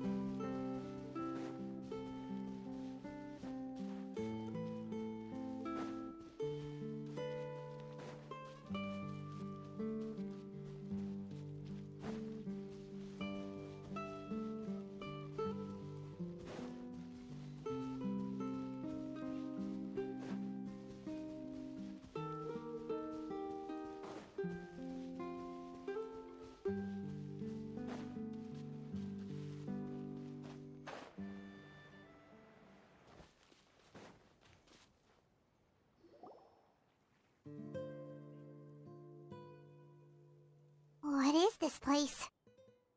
Somewhere long forgotten by everyone. It used to be a grand building. Now it's nothing more than a pile of rubble. No one comes here anymore, nor does anyone care about what once happened here. Although, this place does have something to do with the story I'm about to tell you. It was before I became a harbinger, and before Linny and the others joined the House of the Hearth. Due to certain events, I first killed Clairvy and then her mother. And this is where it all happened. You were the one that killed Clairvy? Patience now. Allow me to explain Clairvy's side of the story first. I'll start from the beginning. Clairvy was 6 years old when she was brought by her mother, Crucibina, to live in the House of the Hearth. From the outside, it seemed like a fairy tale. A thriving family made up of kind adults and friendly children. Crucibina was the knave at that time, and the House of the Hearth was under her control. She was Clairvy's mother by blood, but she was also the mother to all the children in the house. Clairvy was happy here, for a time. But she quickly realized that being part of this family wasn't a fairy tale at all. It was a kind of purgatory. Purgatory? Exactly. The House of the Hearth takes in war orphans from all over Teyvat. But as for how to raise them, that depends entirely on the person in charge. Crucibina came up with a novel idea. She would teach the children to fight, force them to duel each other, and then crown as the king of the house the child who proved themselves most worthy of inheriting her title. It's difficult to estimate the number of children who died or were maimed in the process. There's little I can say about the ones who died. The ones that emerged with permanent injuries, on the other hand, well, they still served a purpose. They would be handed over to the doctor to be experimented on, or sent away on dangerous missions. Nothing more than tools to be used and then discarded. So those were the experiments Clairvy was talking about. But what actually happened to her? You said that Clairvy was Crucibina's daughter, so if Clairvy tried to convince her to stop what she was doing, Crucibina probably would have listened, right? Despite being Clairvy's mother, Crucibina cared little for her daughter. She forced Clairvy to join the House of the Hearth only as a means to demonstrate her own impartiality as a mother, to prove that she treated all her children equally. Clairvy did try to convince her mother to change her ways, but it was to no avail. After her efforts failed, the only other option was to rise up and try to fight back. Unfortunately, the other children had already been thoroughly indoctrinated into the illusion of happiness Crucibina had created. Of course, there was one exception. Someone Clairvy's age who knew the truth about the House of the Hearth. Her name was Peruere. Wait, the friend that Clairvy mentioned? Friend, huh? I suppose we can call her that for now. Clairvy was a cheerful and passionate person with a tenacious spirit. Peruere, on the other hand, was rather cold-blooded. Her cold-blooded nature allowed her to see through Crucibina's facade. Yet, it was also this cold-bloodedness that prevented her from acting against it. At least at first. While Clairvy longed for freedom, Peruere was convinced that, amid all the fighting and violence, she would make it until the end. Despite their differences, the two became fast friends, united by their knowledge of the truth. Clairvy told Peruere that she hoped to create a real family, where no one would be killed or sacrificed. There may have been a certain naivete to her ideas, but Clairvy proved her determination many times over. She tried countless times to run away, ask for help, or expose the truth. But her efforts only earned her beating after beating. The only thing that kept her going was her strength of will. Even with her body racked with pain, she would still stand on her tiptoes and open the window at night. She and Peruere would look out at the moon together, a fierce longing for freedom shining in her eyes. But one day that light simply vanished. Oh no. What happened? Her hopelessness resulted from a culmination of things. 10 years had passed. 10 years worth of failure after failure. She and Peruere weren't children anymore, but finding any chance to escape still seemed as hopeless as ever. It was during this time that Peruere suggested a new plan. If escaping was out of the question, why not take down the very person sitting on top of this throne of lies? Mother herself. Clairvy rejected that proposal. She claimed that, as a famous harbinger, Crucibina possessed an unimaginable amount of power. Trying to kill her would have an incredibly low chance of success. Clairvy never gave another reason, but Peruere could see it written all over her face. Clairvy still thought of Crucibina as her mother. Killing her own flesh and blood was a line she couldn't bring herself to cross. If she couldn't escape and fight back, then only one option remained. Precisely. Death was the only way that she felt she could be free. It happened during a duel. When she arrived at the dueling ring that day, her partner turned out to be none other than Peruere, the very person that had stood by her side all those years. It was a fierce battle.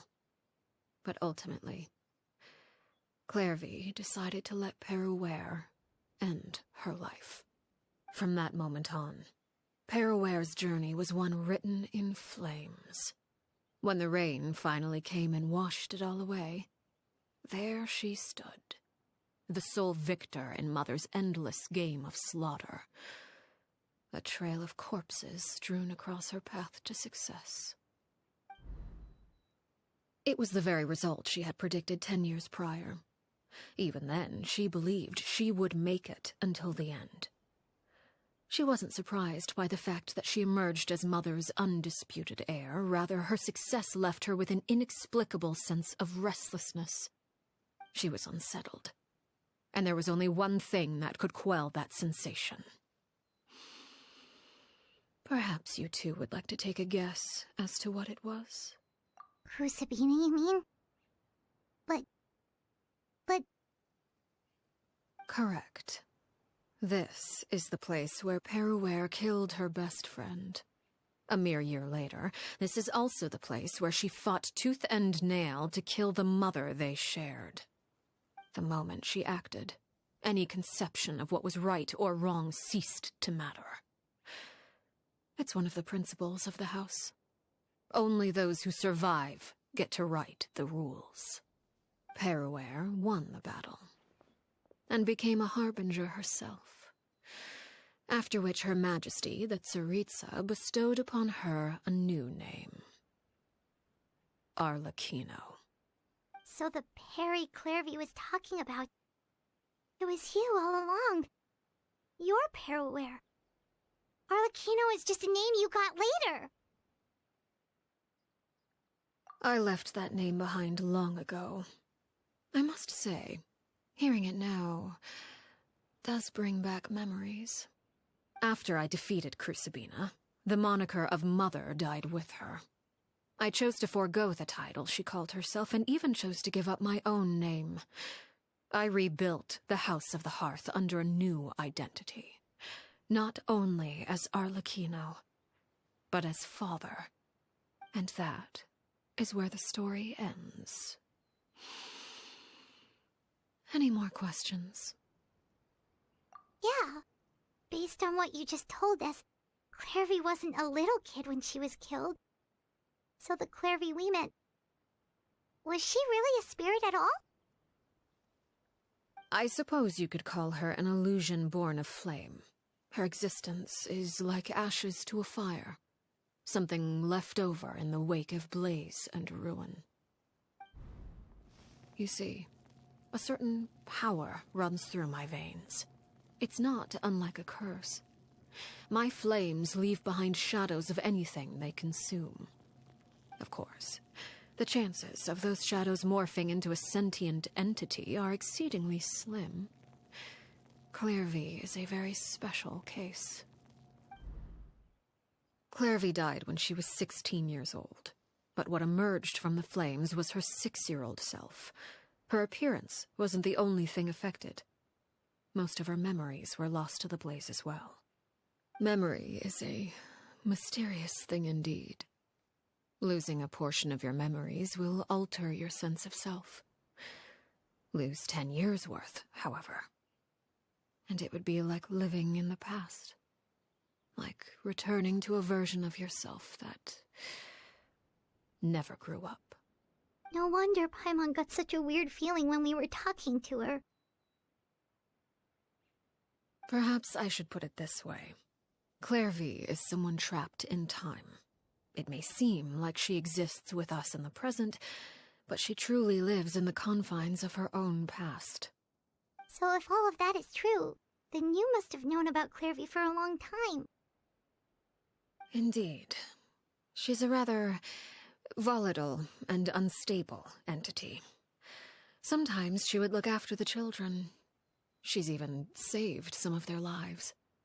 But other times, she would hide from me and become obsessed with revealing the truth about the house to anyone who will listen.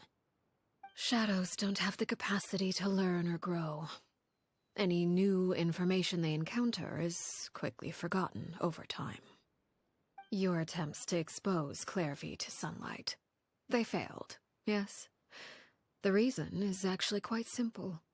In Clairvy's mind, the house is impossible to escape, and it is this very perception that traps her there.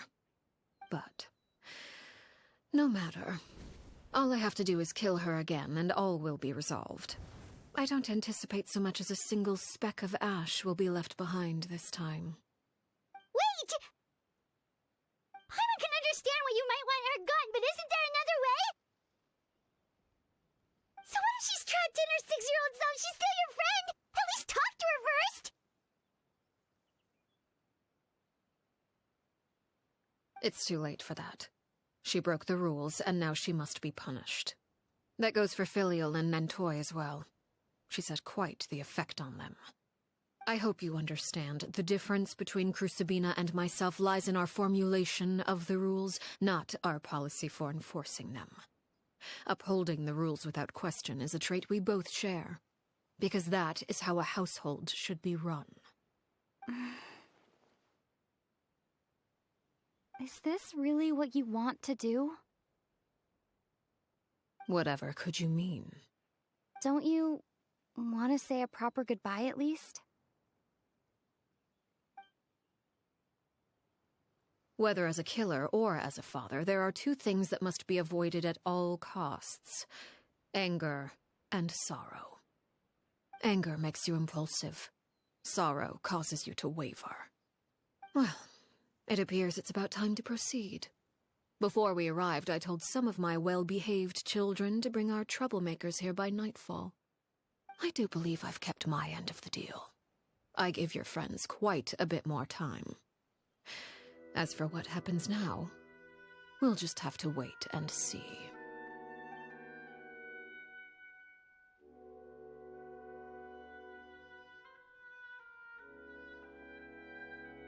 Here they are, Father.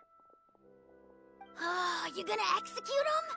Seeing something like that would actually be a first for me. Lenny!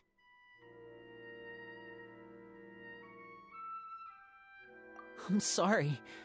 I heard about how you helped buy us more time. But I still failed. I couldn't find a way to fulfill her wish. Huh? Are you... Perry? Indeed, it's been a while, Clairvy. Perry! Shh, stay right there. I'm sorry to postpone our reunion, but first I believe certain scores need settling.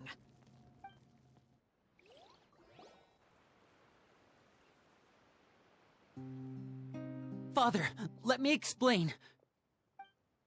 Out of my way. Father! You chose to conceal a threat to the house, and for that, you must be punished. Overall, however, I suppose your wrongdoing is hardly the most egregious of the bunch, so I'll deal with your punishments later. As for right now, the more pressing concerns are the traitors among us. By traitors? Do you mean us? Father, let me explain. We didn't mean to... Fultz, why don't you share what you heard? Yes, Father. Secret Midnight Meeting number 3. Participants: Filial, Nantoy, Sato, Toddy. Nantoy clearly said, "If only Father wasn't the one who took us in." Sato added, "I'm sick of this life. I just want to live as a normal person." Filial was the worst of them all. She called us crazies and said a bunch of mean things about Father. I did not! You're lying! Fultz is trying to frame us! It's not like I'm the only one who heard those things. After that, you and Toddy and a bunch of other people started talking about Clairvy. You were using all those things Clairvy brought up as an excuse to question Father. We're birds locked in a cage. The only way out is to destroy it. That's what you said, wasn't it? You little... You just want me gone, don't you? What did I ever do to you, huh? And you, Sheplo, have you forgotten who stood by your sickbed, watched over you, and changed your dressings? Come on, let's hear it then. What's your reason for all this?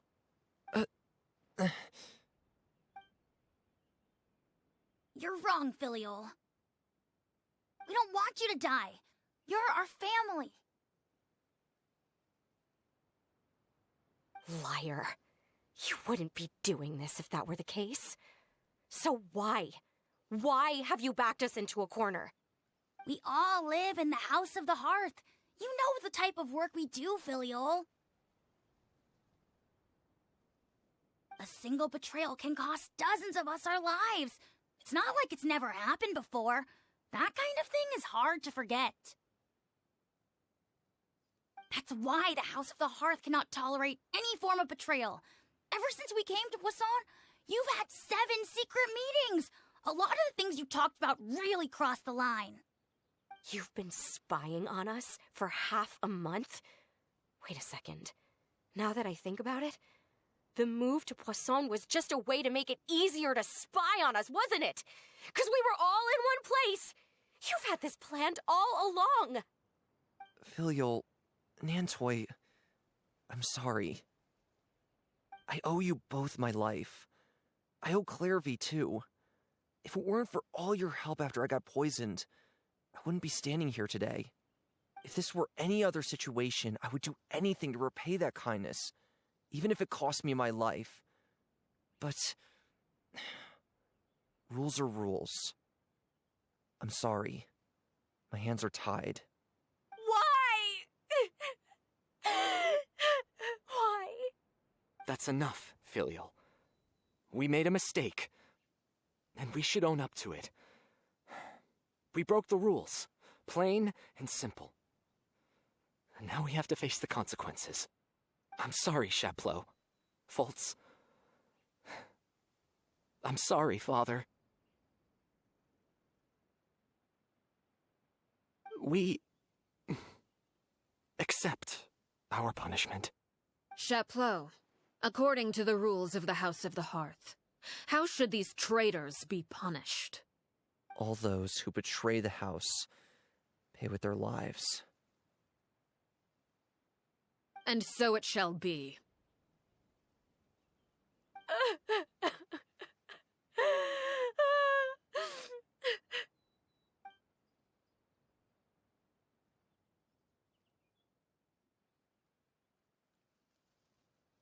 Father, please wait! Something you want to say, Linny?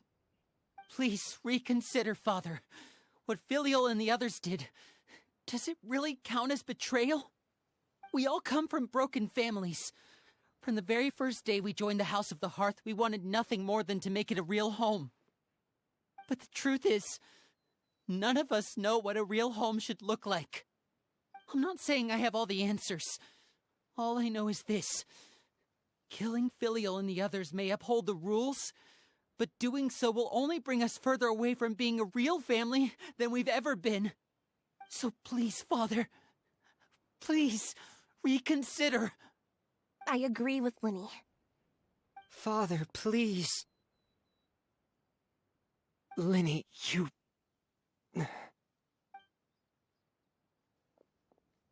I also agree with Linny.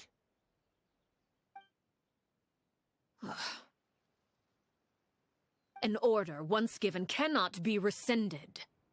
However, given the extent of your determination, I suppose we shall have to go about this a different way. Draw your weapons and face me. Our weapons? Father, are you referring to a duel? Precisely. The rules of the house will not be altered. Traitors must be punished. However, resolving disputes with a duel is also one of our rules, one that also applies to me. Demonstrate a sufficient showing of strength, and I shall offer a concession. Wait. Beat Father in a duel? Impossible. Father is way too strong, even for Lenny.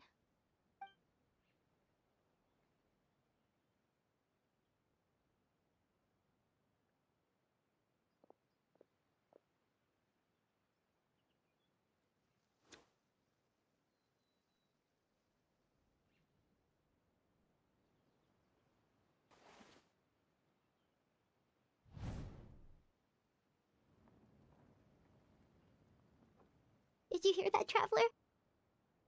Lenny and the others have to duel the knave. What should we do? Can they really win something like that? If they lose, those people from the house are really gonna be executed. Hey, are you listening?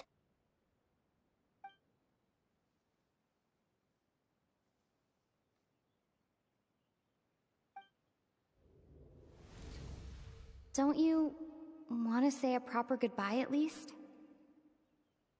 Anger makes you impulsive. Sorrow causes you to waver.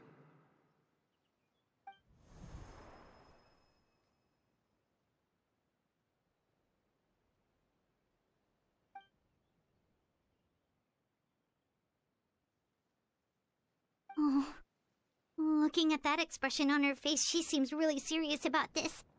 Guess that means there's no chance she's throwing the duel on purpose, huh?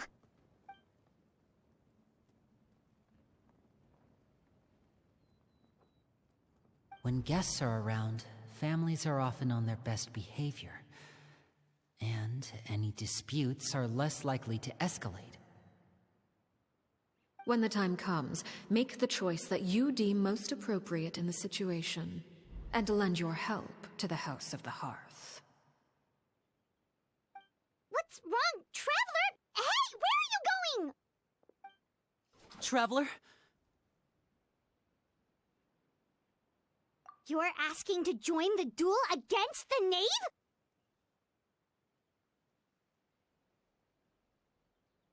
I'll allow it. We do have a ready-made dueling ring at our disposal, after all. All I would advise is this.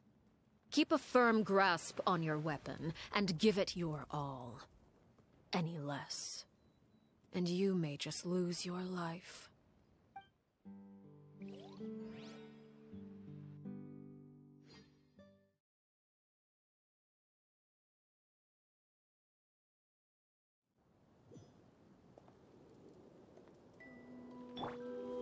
Gather! I see everything. Sharing my knowledge. Emerge.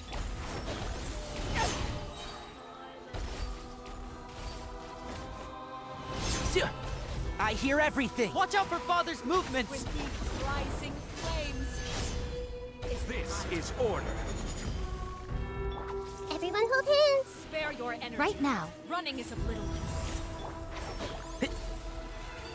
The countdown has begun. Have a taste of purgatory. Over here! Emerge. Let's nip that in the bud. How amusing. Yeah.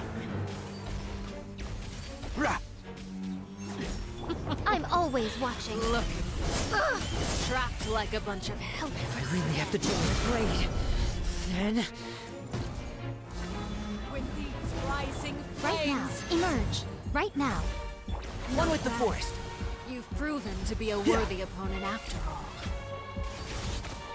I'll uproot you!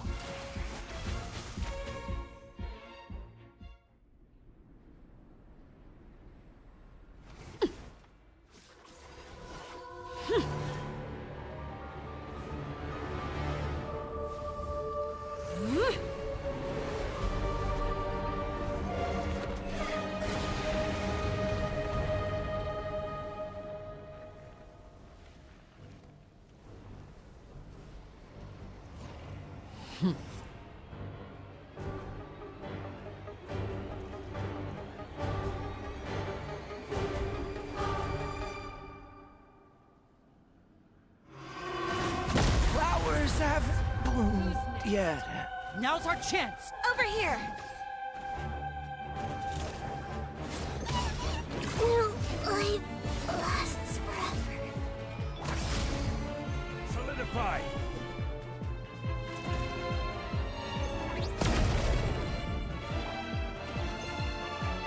Watch out for Father's movements! Look out! Emerge. Right now. Gather! Enshroud!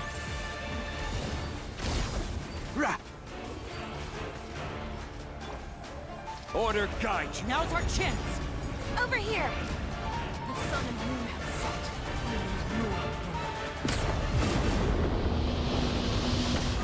Right here. Right now. One with the forest. Yeah. Watch out for Father's movements! Look out!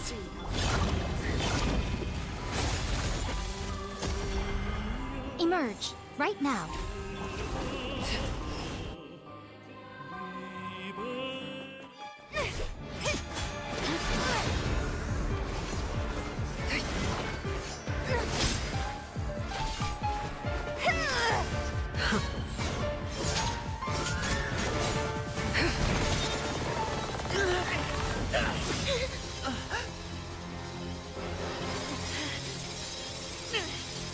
You should know better than to crowd in one place.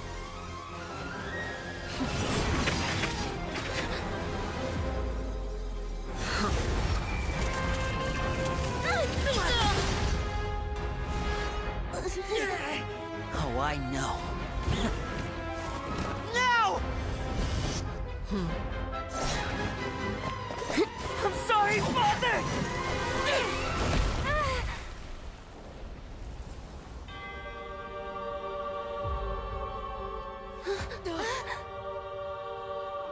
Sorry for what? This pitiful excuse for an attack.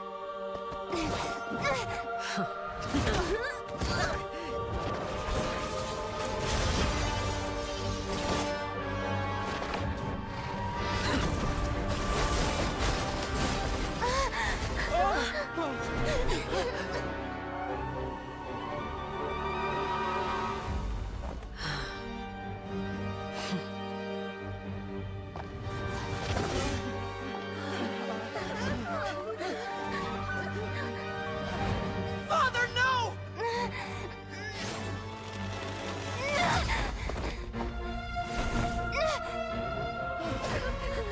Made it out, did you? You're stronger than I expected.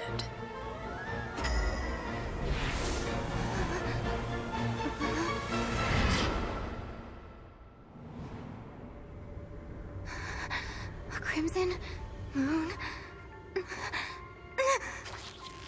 I can't move.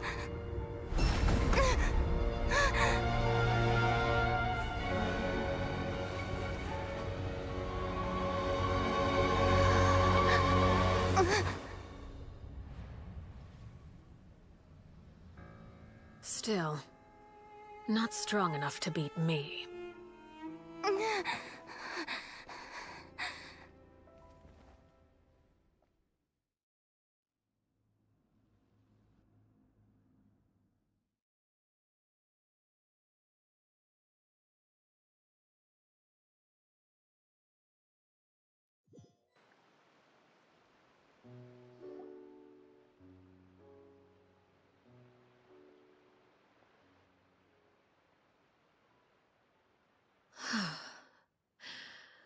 I believe we can end things here. It's not often that we get to enjoy the company of guests, after all. We wouldn't want things to get too out of hand. Brother, are you all right? Linny. Given that I am the victor of this duel, as agreed, the punishment stands. No! I never thought things would end like this. However, everyone involved in the duel demonstrated a remarkable level of strength and determination. In light of this, I'm prepared to change the method of execution. Elwar, the bottled flames I gave you for safekeeping. Do you still have them? Yes?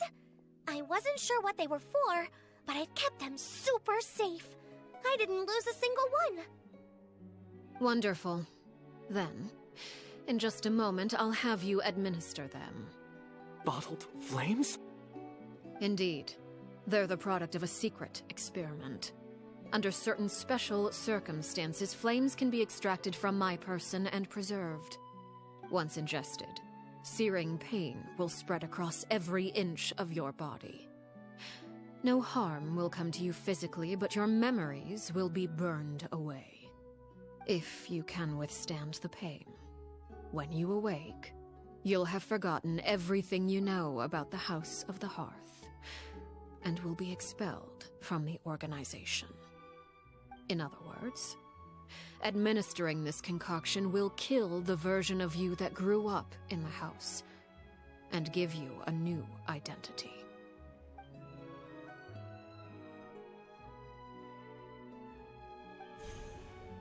Memory is a mysterious thing indeed.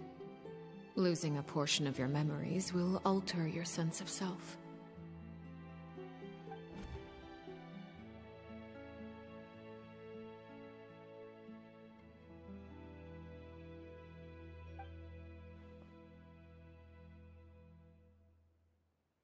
So, you're just letting us go, Father? You misunderstand. Memories are extremely important. Once consumed by flame, the version of you standing before me will die, and our secrets will die with you. So no, I don't intend to just let you go, because the person who survives will be nothing but a stranger. Even so, I won't have to live in fear anymore. I'm sorry, Father. I'm sorry I let you down. But I really... Don't cry, Filial. You haven't left the house yet, so there are still rules to be followed, yes? Remember what I taught you. Anger makes you impulsive, sorrow causes you to waver. Don't let yourself be controlled by your emotions. Of course. I'll remember. Dry your tears, and go pursue the life you really want. Yes, Father. Chaplot, Foltz, Elwar. Take them back to Poisson. And bring Linny and the others as well. I prepared 3 extra vials of bottled flames. As for whether to take them, the choice is yours. Goodbye, children. The next time we meet, I will no longer be your father. Thank you for all you've done for the house. I hope you have bright futures ahead of you.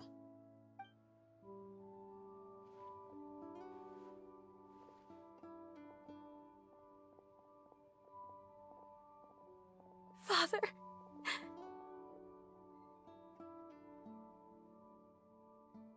Let's go.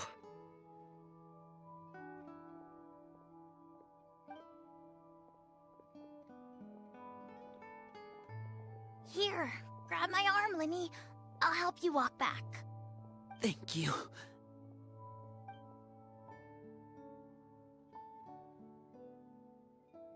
Clairvy.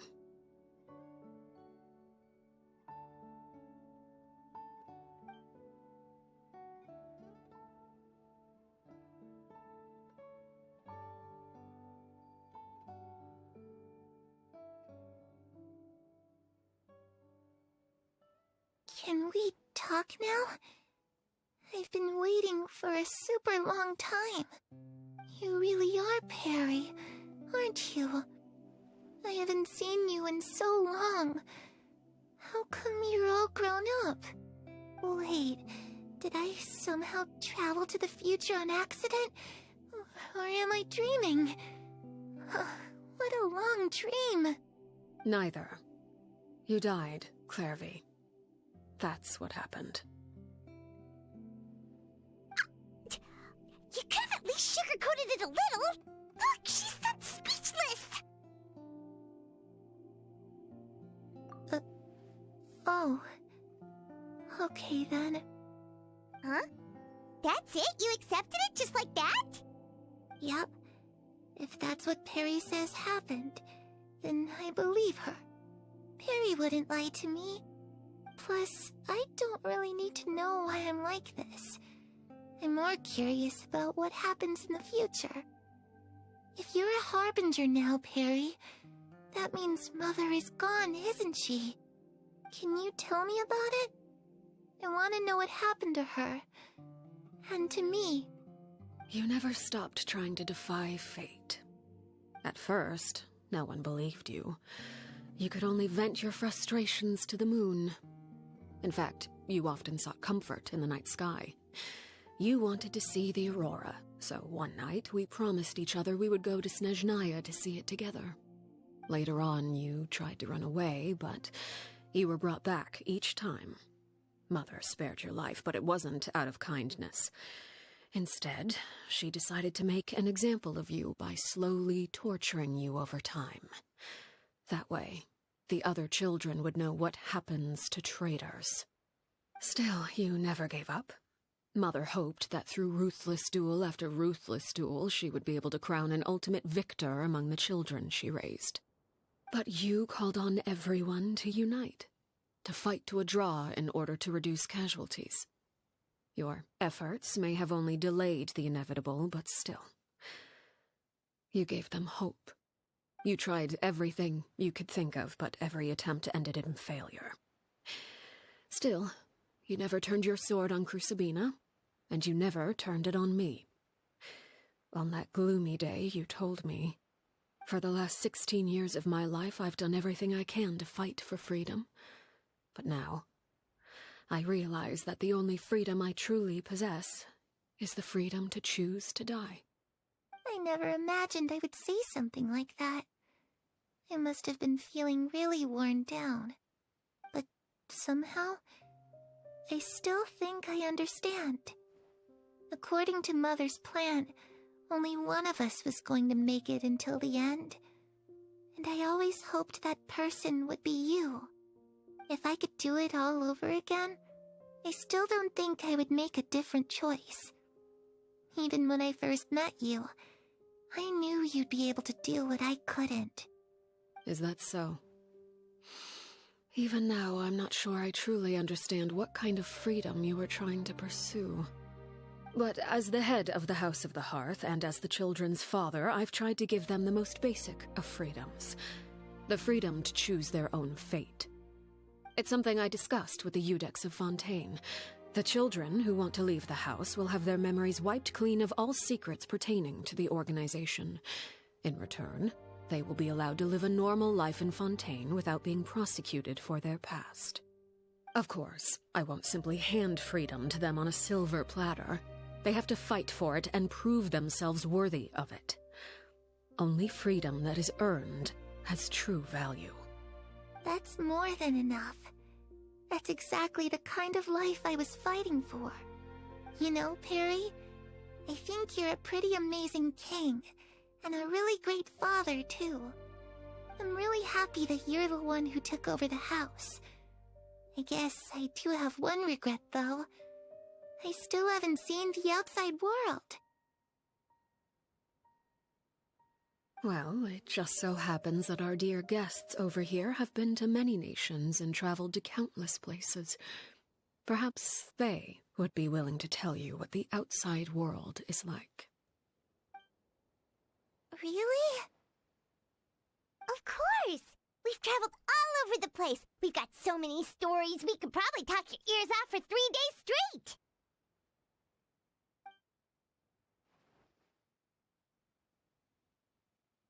You know, I used to dream of being a bard. Playing the lute while singing into the winds of freedom. Even if there was no one there to listen, I would have continued to sing no matter what. Ah, that's where Mora comes from. I never knew that before. If I had some Mora, I would buy 3 new dresses.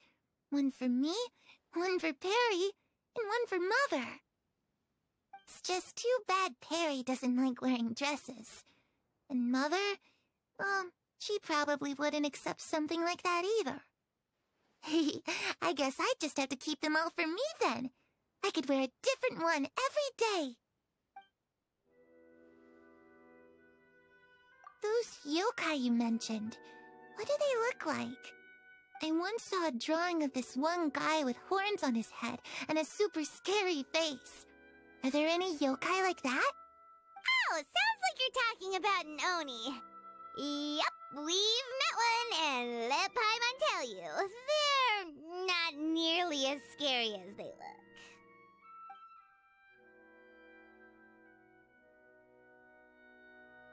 I was always too afraid to skip Mother's fighting lessons. But at the academia, I bet you could do all sorts of secret things in class. Things that have nothing to do with studying. I'm just kidding. Being able to study whatever you want without having to fear for your life actually sounds pretty great.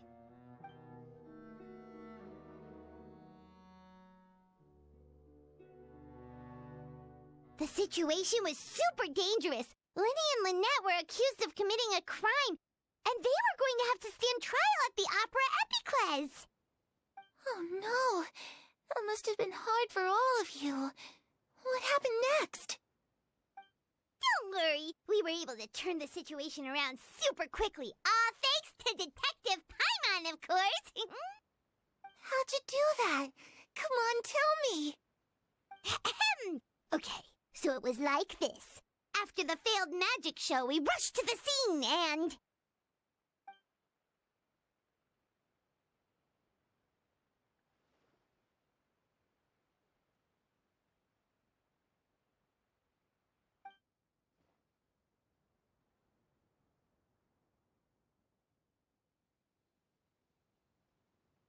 Shadows don't have the capacity to learn or grow.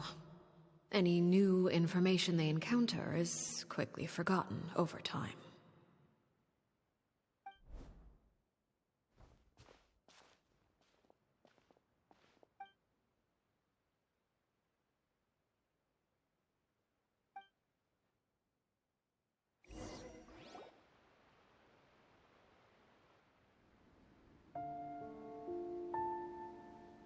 Clairvy, you've worked tirelessly from the shadows to overthrow the House of the Hearth. Now, by my authority as the Knave, I shall announce how this matter ends. You are hereby expelled from the House of the Hearth. You are no longer tied to this place, nor are you bound by its rules. You're saying that I can finally leave? I get to experience the outside world as well? Oh, I almost forgot. There's no getting older for me. Still, seeing who you grew up to be makes me really happy, Parallel. Take care of yourself. Goodbye. May we meet again someday.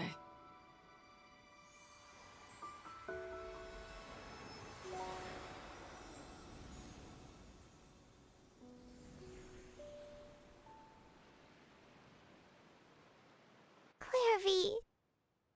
She left so soon. Paimon didn't even get to finish her story. I also have certain sentiments left unsaid.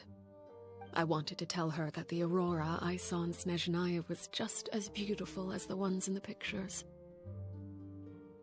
But a shadow's memories reset at dawn. Had we delayed any longer, we wouldn't have had the time to say goodbye. Whatever regrets may linger, let them be lost to the coming of a new day. Father? It's Linny! Hey, Linny!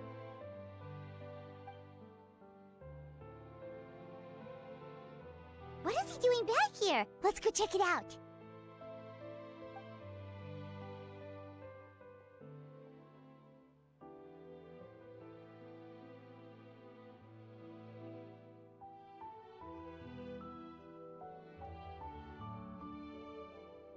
Father, the bottled flames have been administered. Filial and the others have left the house. And you? What have you decided? Thank you for giving us that choice, Father. But we never wanted to leave the house. It's the only home we've ever known. Lynette and Fremine feel the same way. They're recuperating back at the Hotel Bouffe Tété. But I decided to come back and tell you where we stood. I'm sure you're well aware of the expectations I have for you. I want you to follow in my footsteps and become the next king of the house. Yet you seem to have different ideas. I must admit, I'm rather surprised by your decision to stay. There's nothing wrong with choosing to live a quiet life. Leading this organization is a heavy responsibility, one not so easily carried by someone forced onto the throne. I just never understood what you saw in me. What made you believe I was deserving of that throne? You're brave, talented, and, most importantly, you cherish your family. You would do anything to protect them, even if it costs you your life.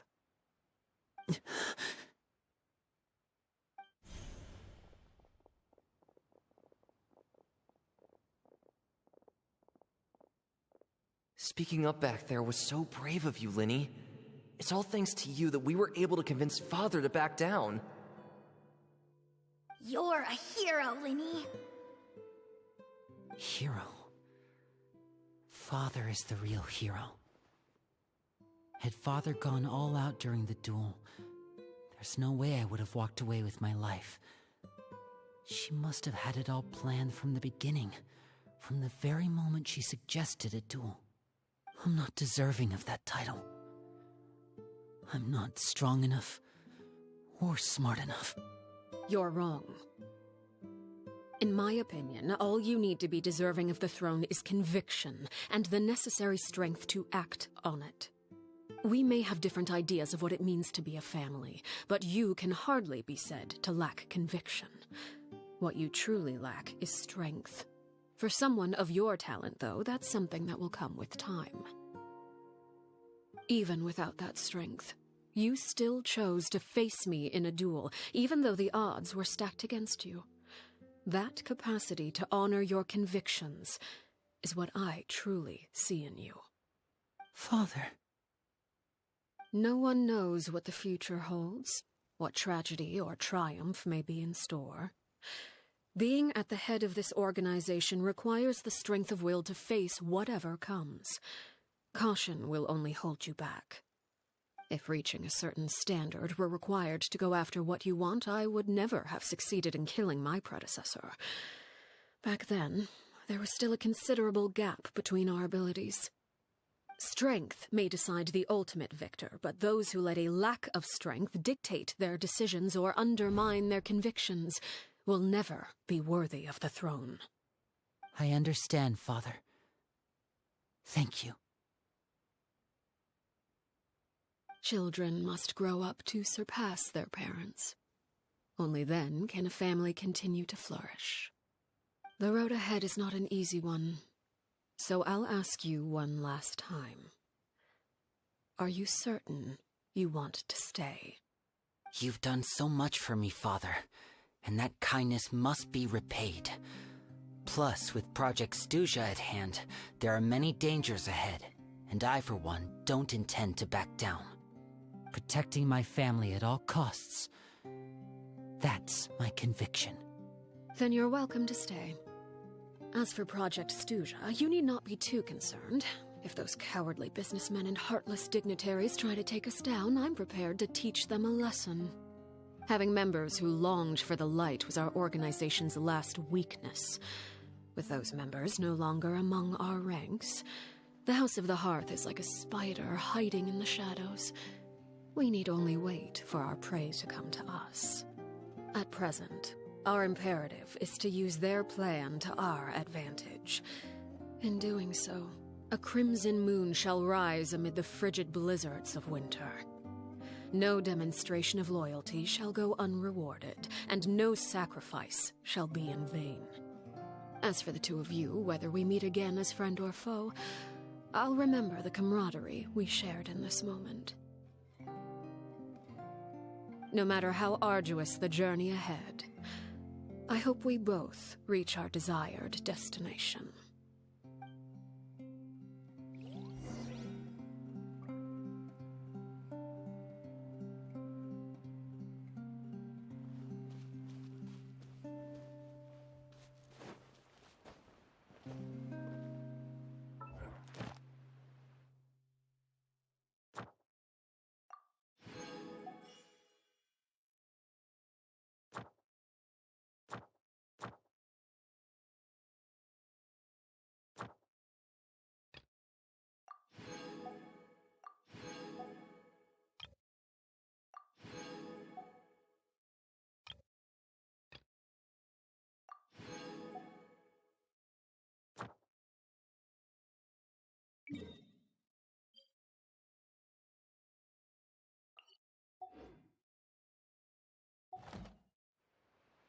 Osmanthus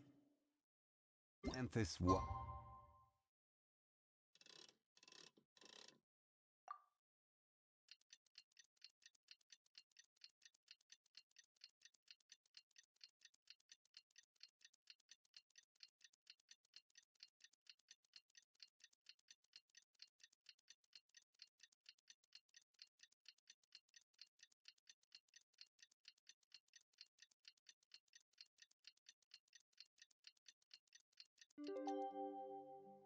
taste the same as I remember. Didn't Linny say that Lynette and Fremine were recovering at the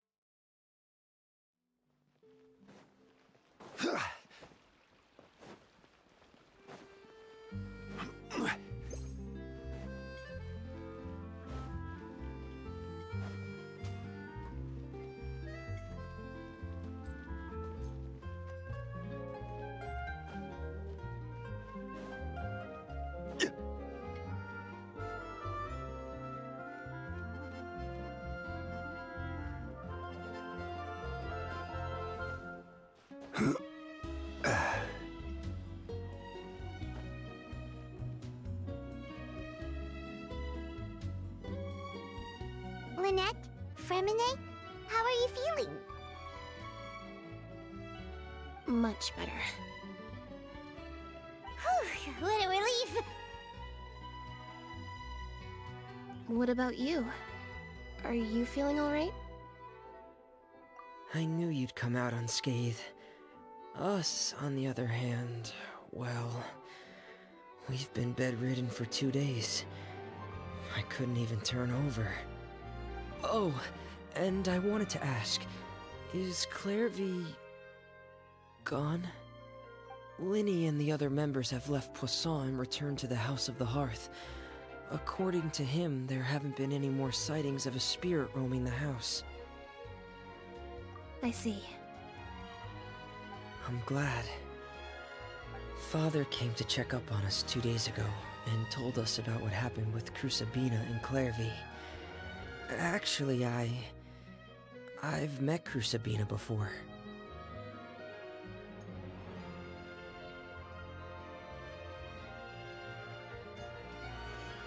Wait, what? You've met the former knave? Crusabina died a year after Clairvy. It was during the year between their deaths that I joined the House of the Hearth. Crusabina had an extremely cruel and radical way of doing things. While she was alive, the atmosphere in the house was suffocating. When I joined, though, the experiment she valued so much had already come to an end, and all the people involved, dead and injured alike, were gone.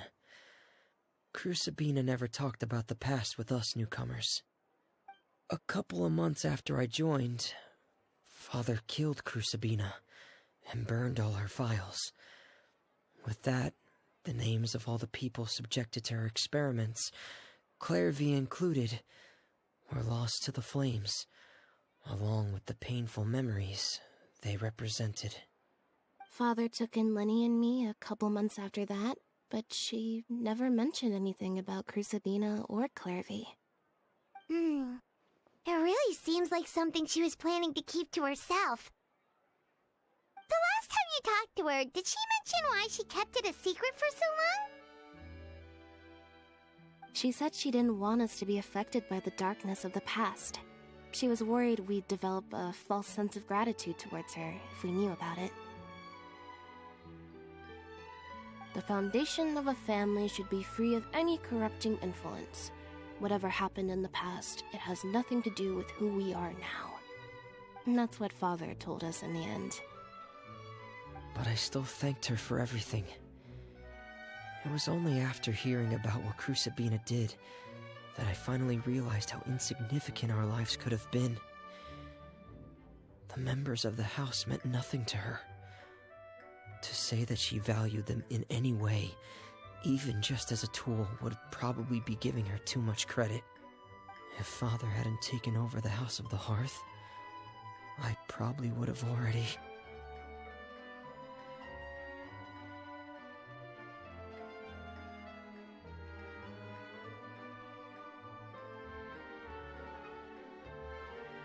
Father rarely brings up the fact that she saved us.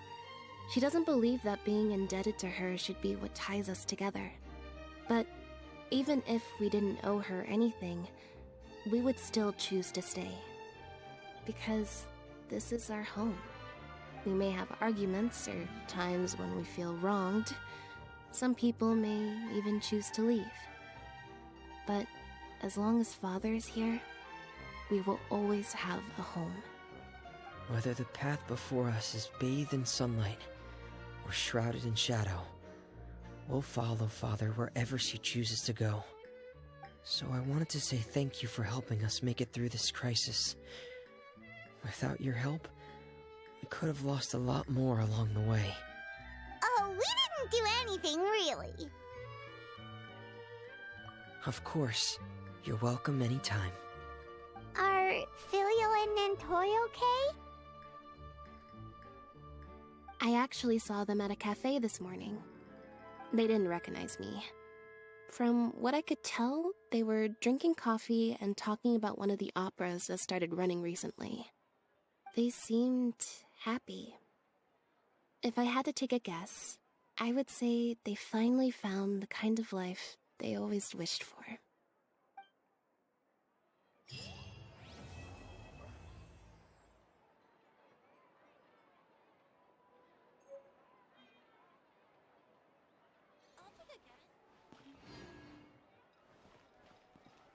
Fresh fruit, sweeter than syrup.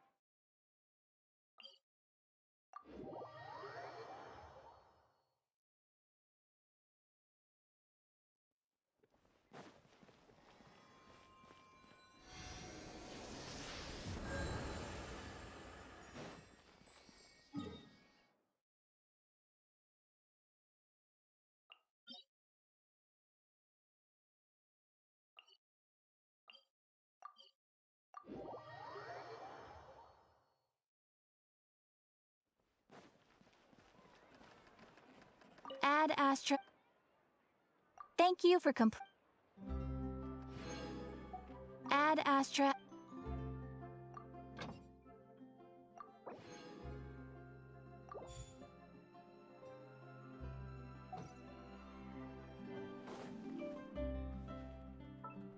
Once, there was a glorious kingdom established among the heavens. From that kingdom,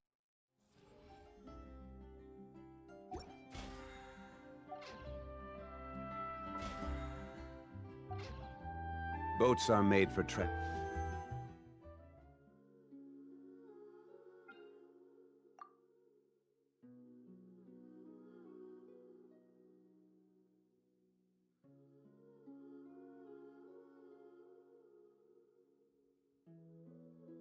Transferring commodities back and forth. Those that come across Liyue tend to stay a while.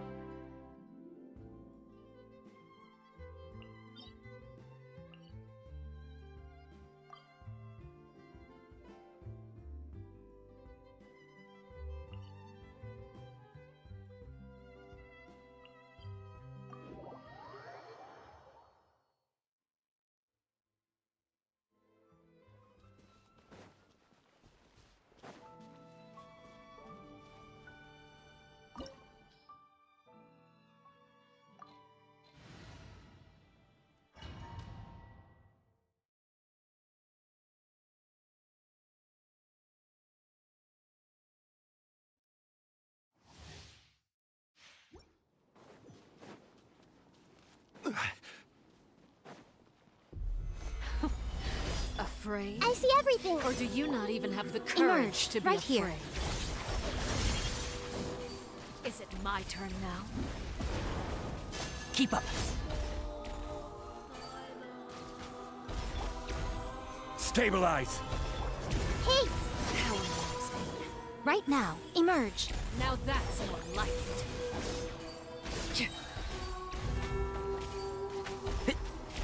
Let's nip that in the bud. Spare your energy. Running is of little use. Solidify! I see everything! The Temple of Wisdom! Have a taste of purgatory. Right here. Rah! Is it my turn now? Gather! This is order! Hey!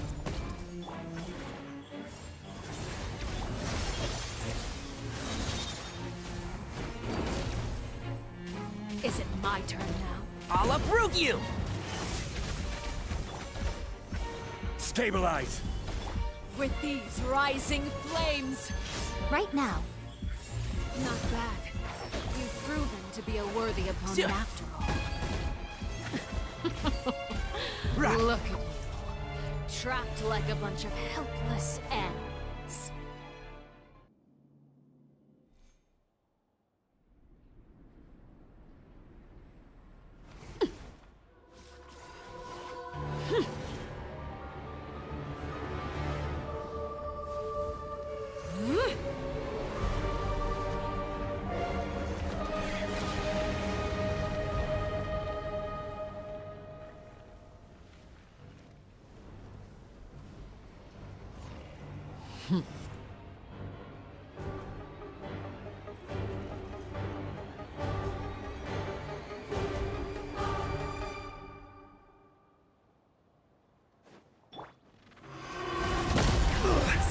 Emergent. I see everything. My blade is Emerge. all that remains. Right here. Emerge. I hear everything!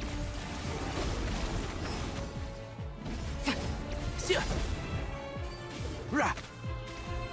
Order guide you. Everyone hold hands.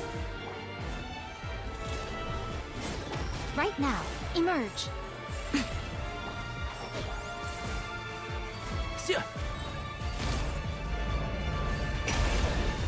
I'll uproot This you! is only the beginning.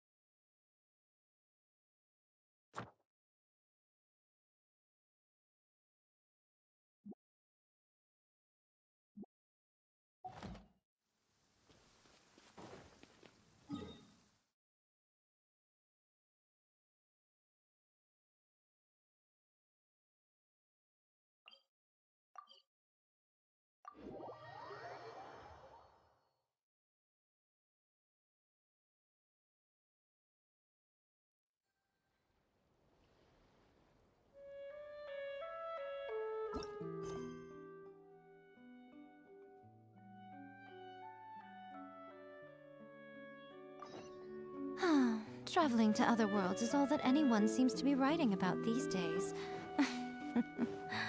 Goodness knows what they find so disappointing about their own world.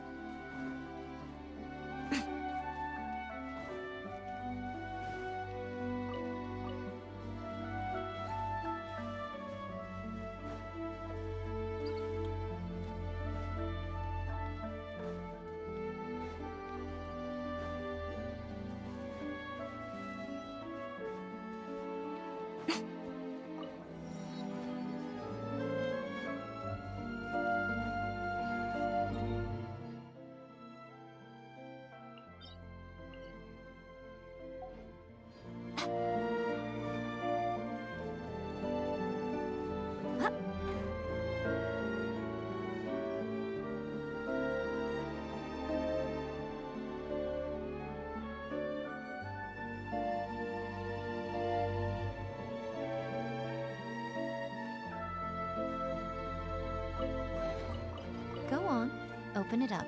Show me what's inside.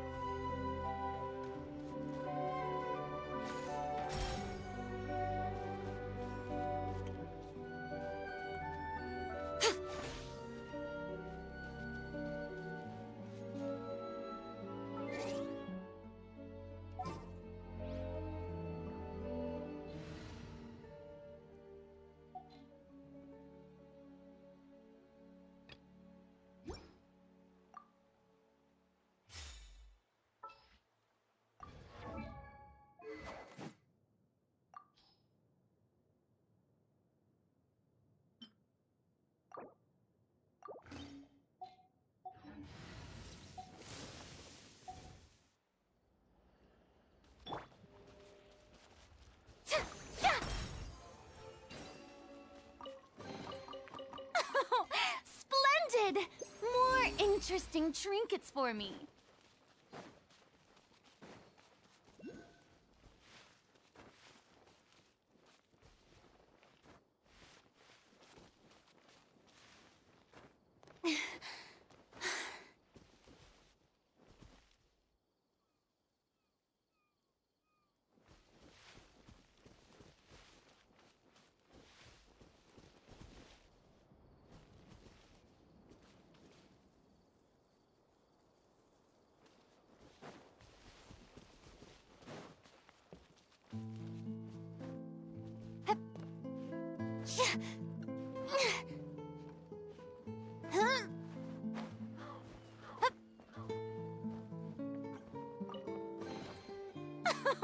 Splendid!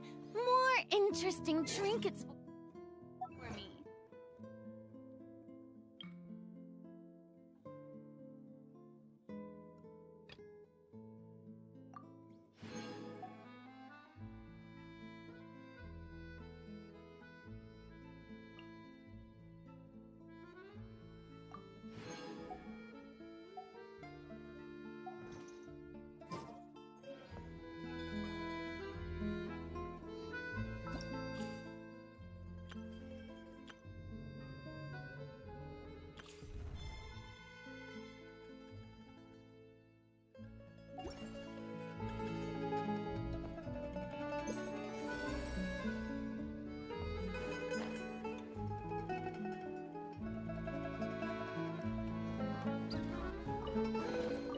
Take it.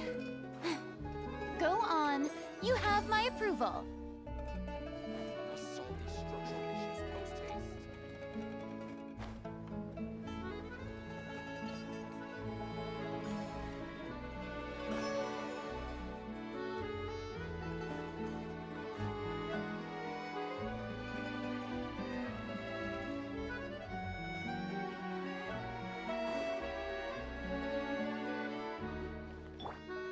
Crumble!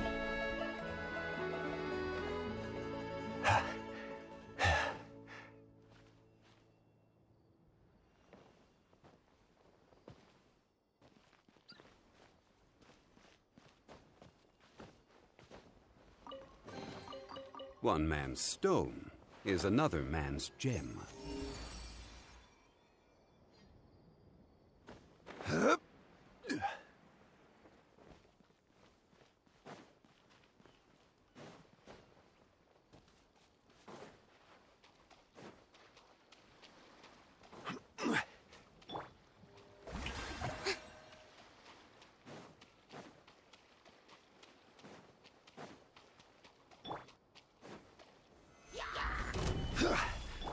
Illusion shattered!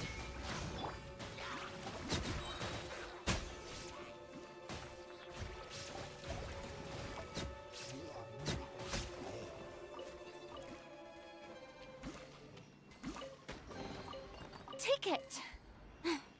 Go on. You have my approval.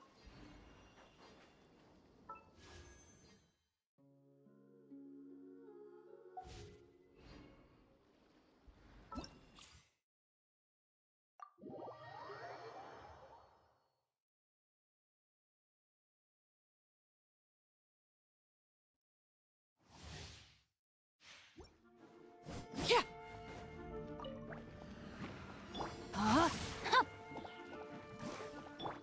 Laid bare.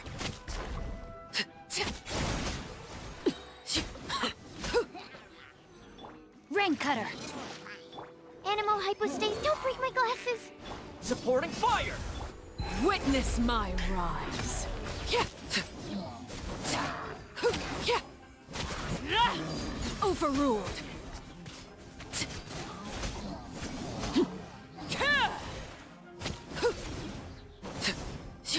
This is where you fall. Laid bare. Let me weave you a verse.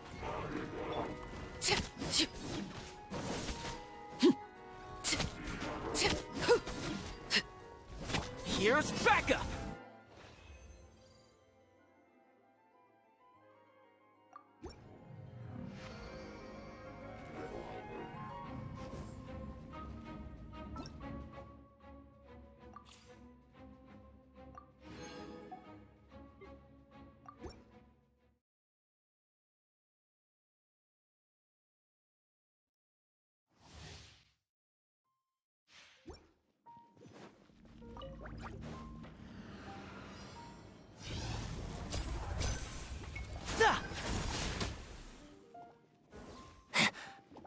Stand with me!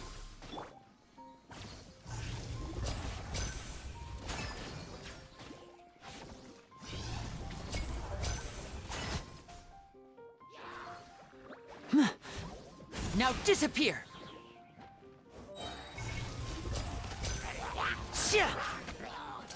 A round of applause! I'm fine. Here! Teamwork is dreamwork! And voila!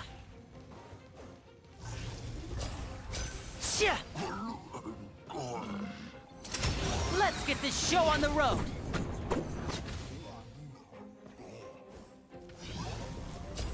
Here!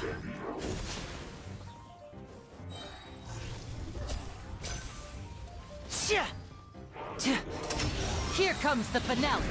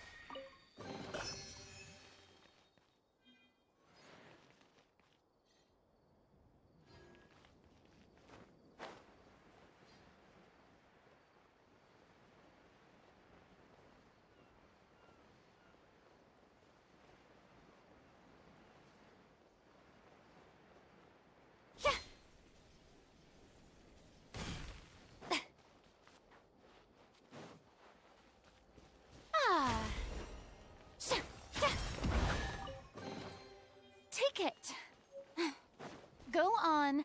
You have my approval.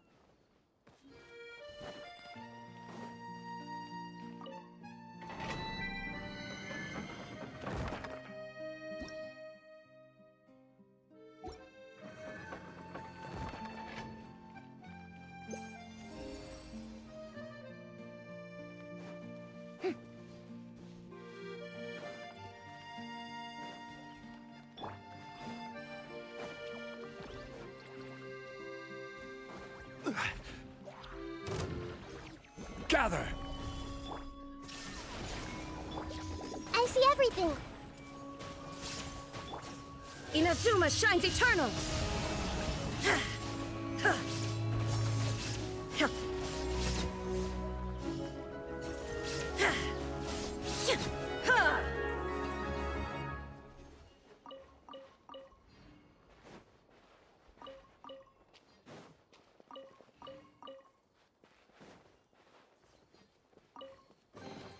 But a momentary distraction.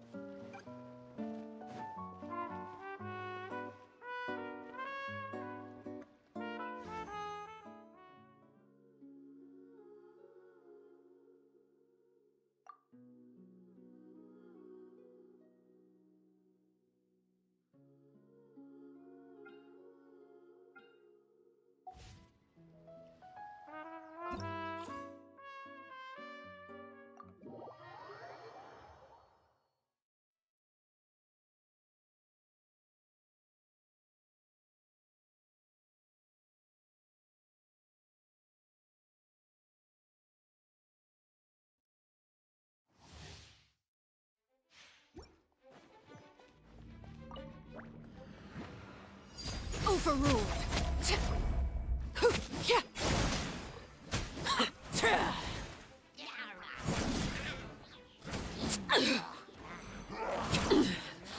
Pitiful.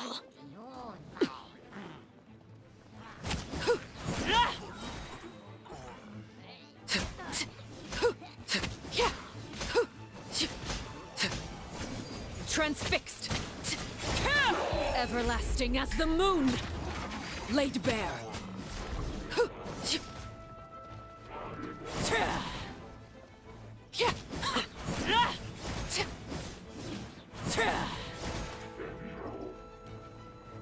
This is where you fall. Overruled.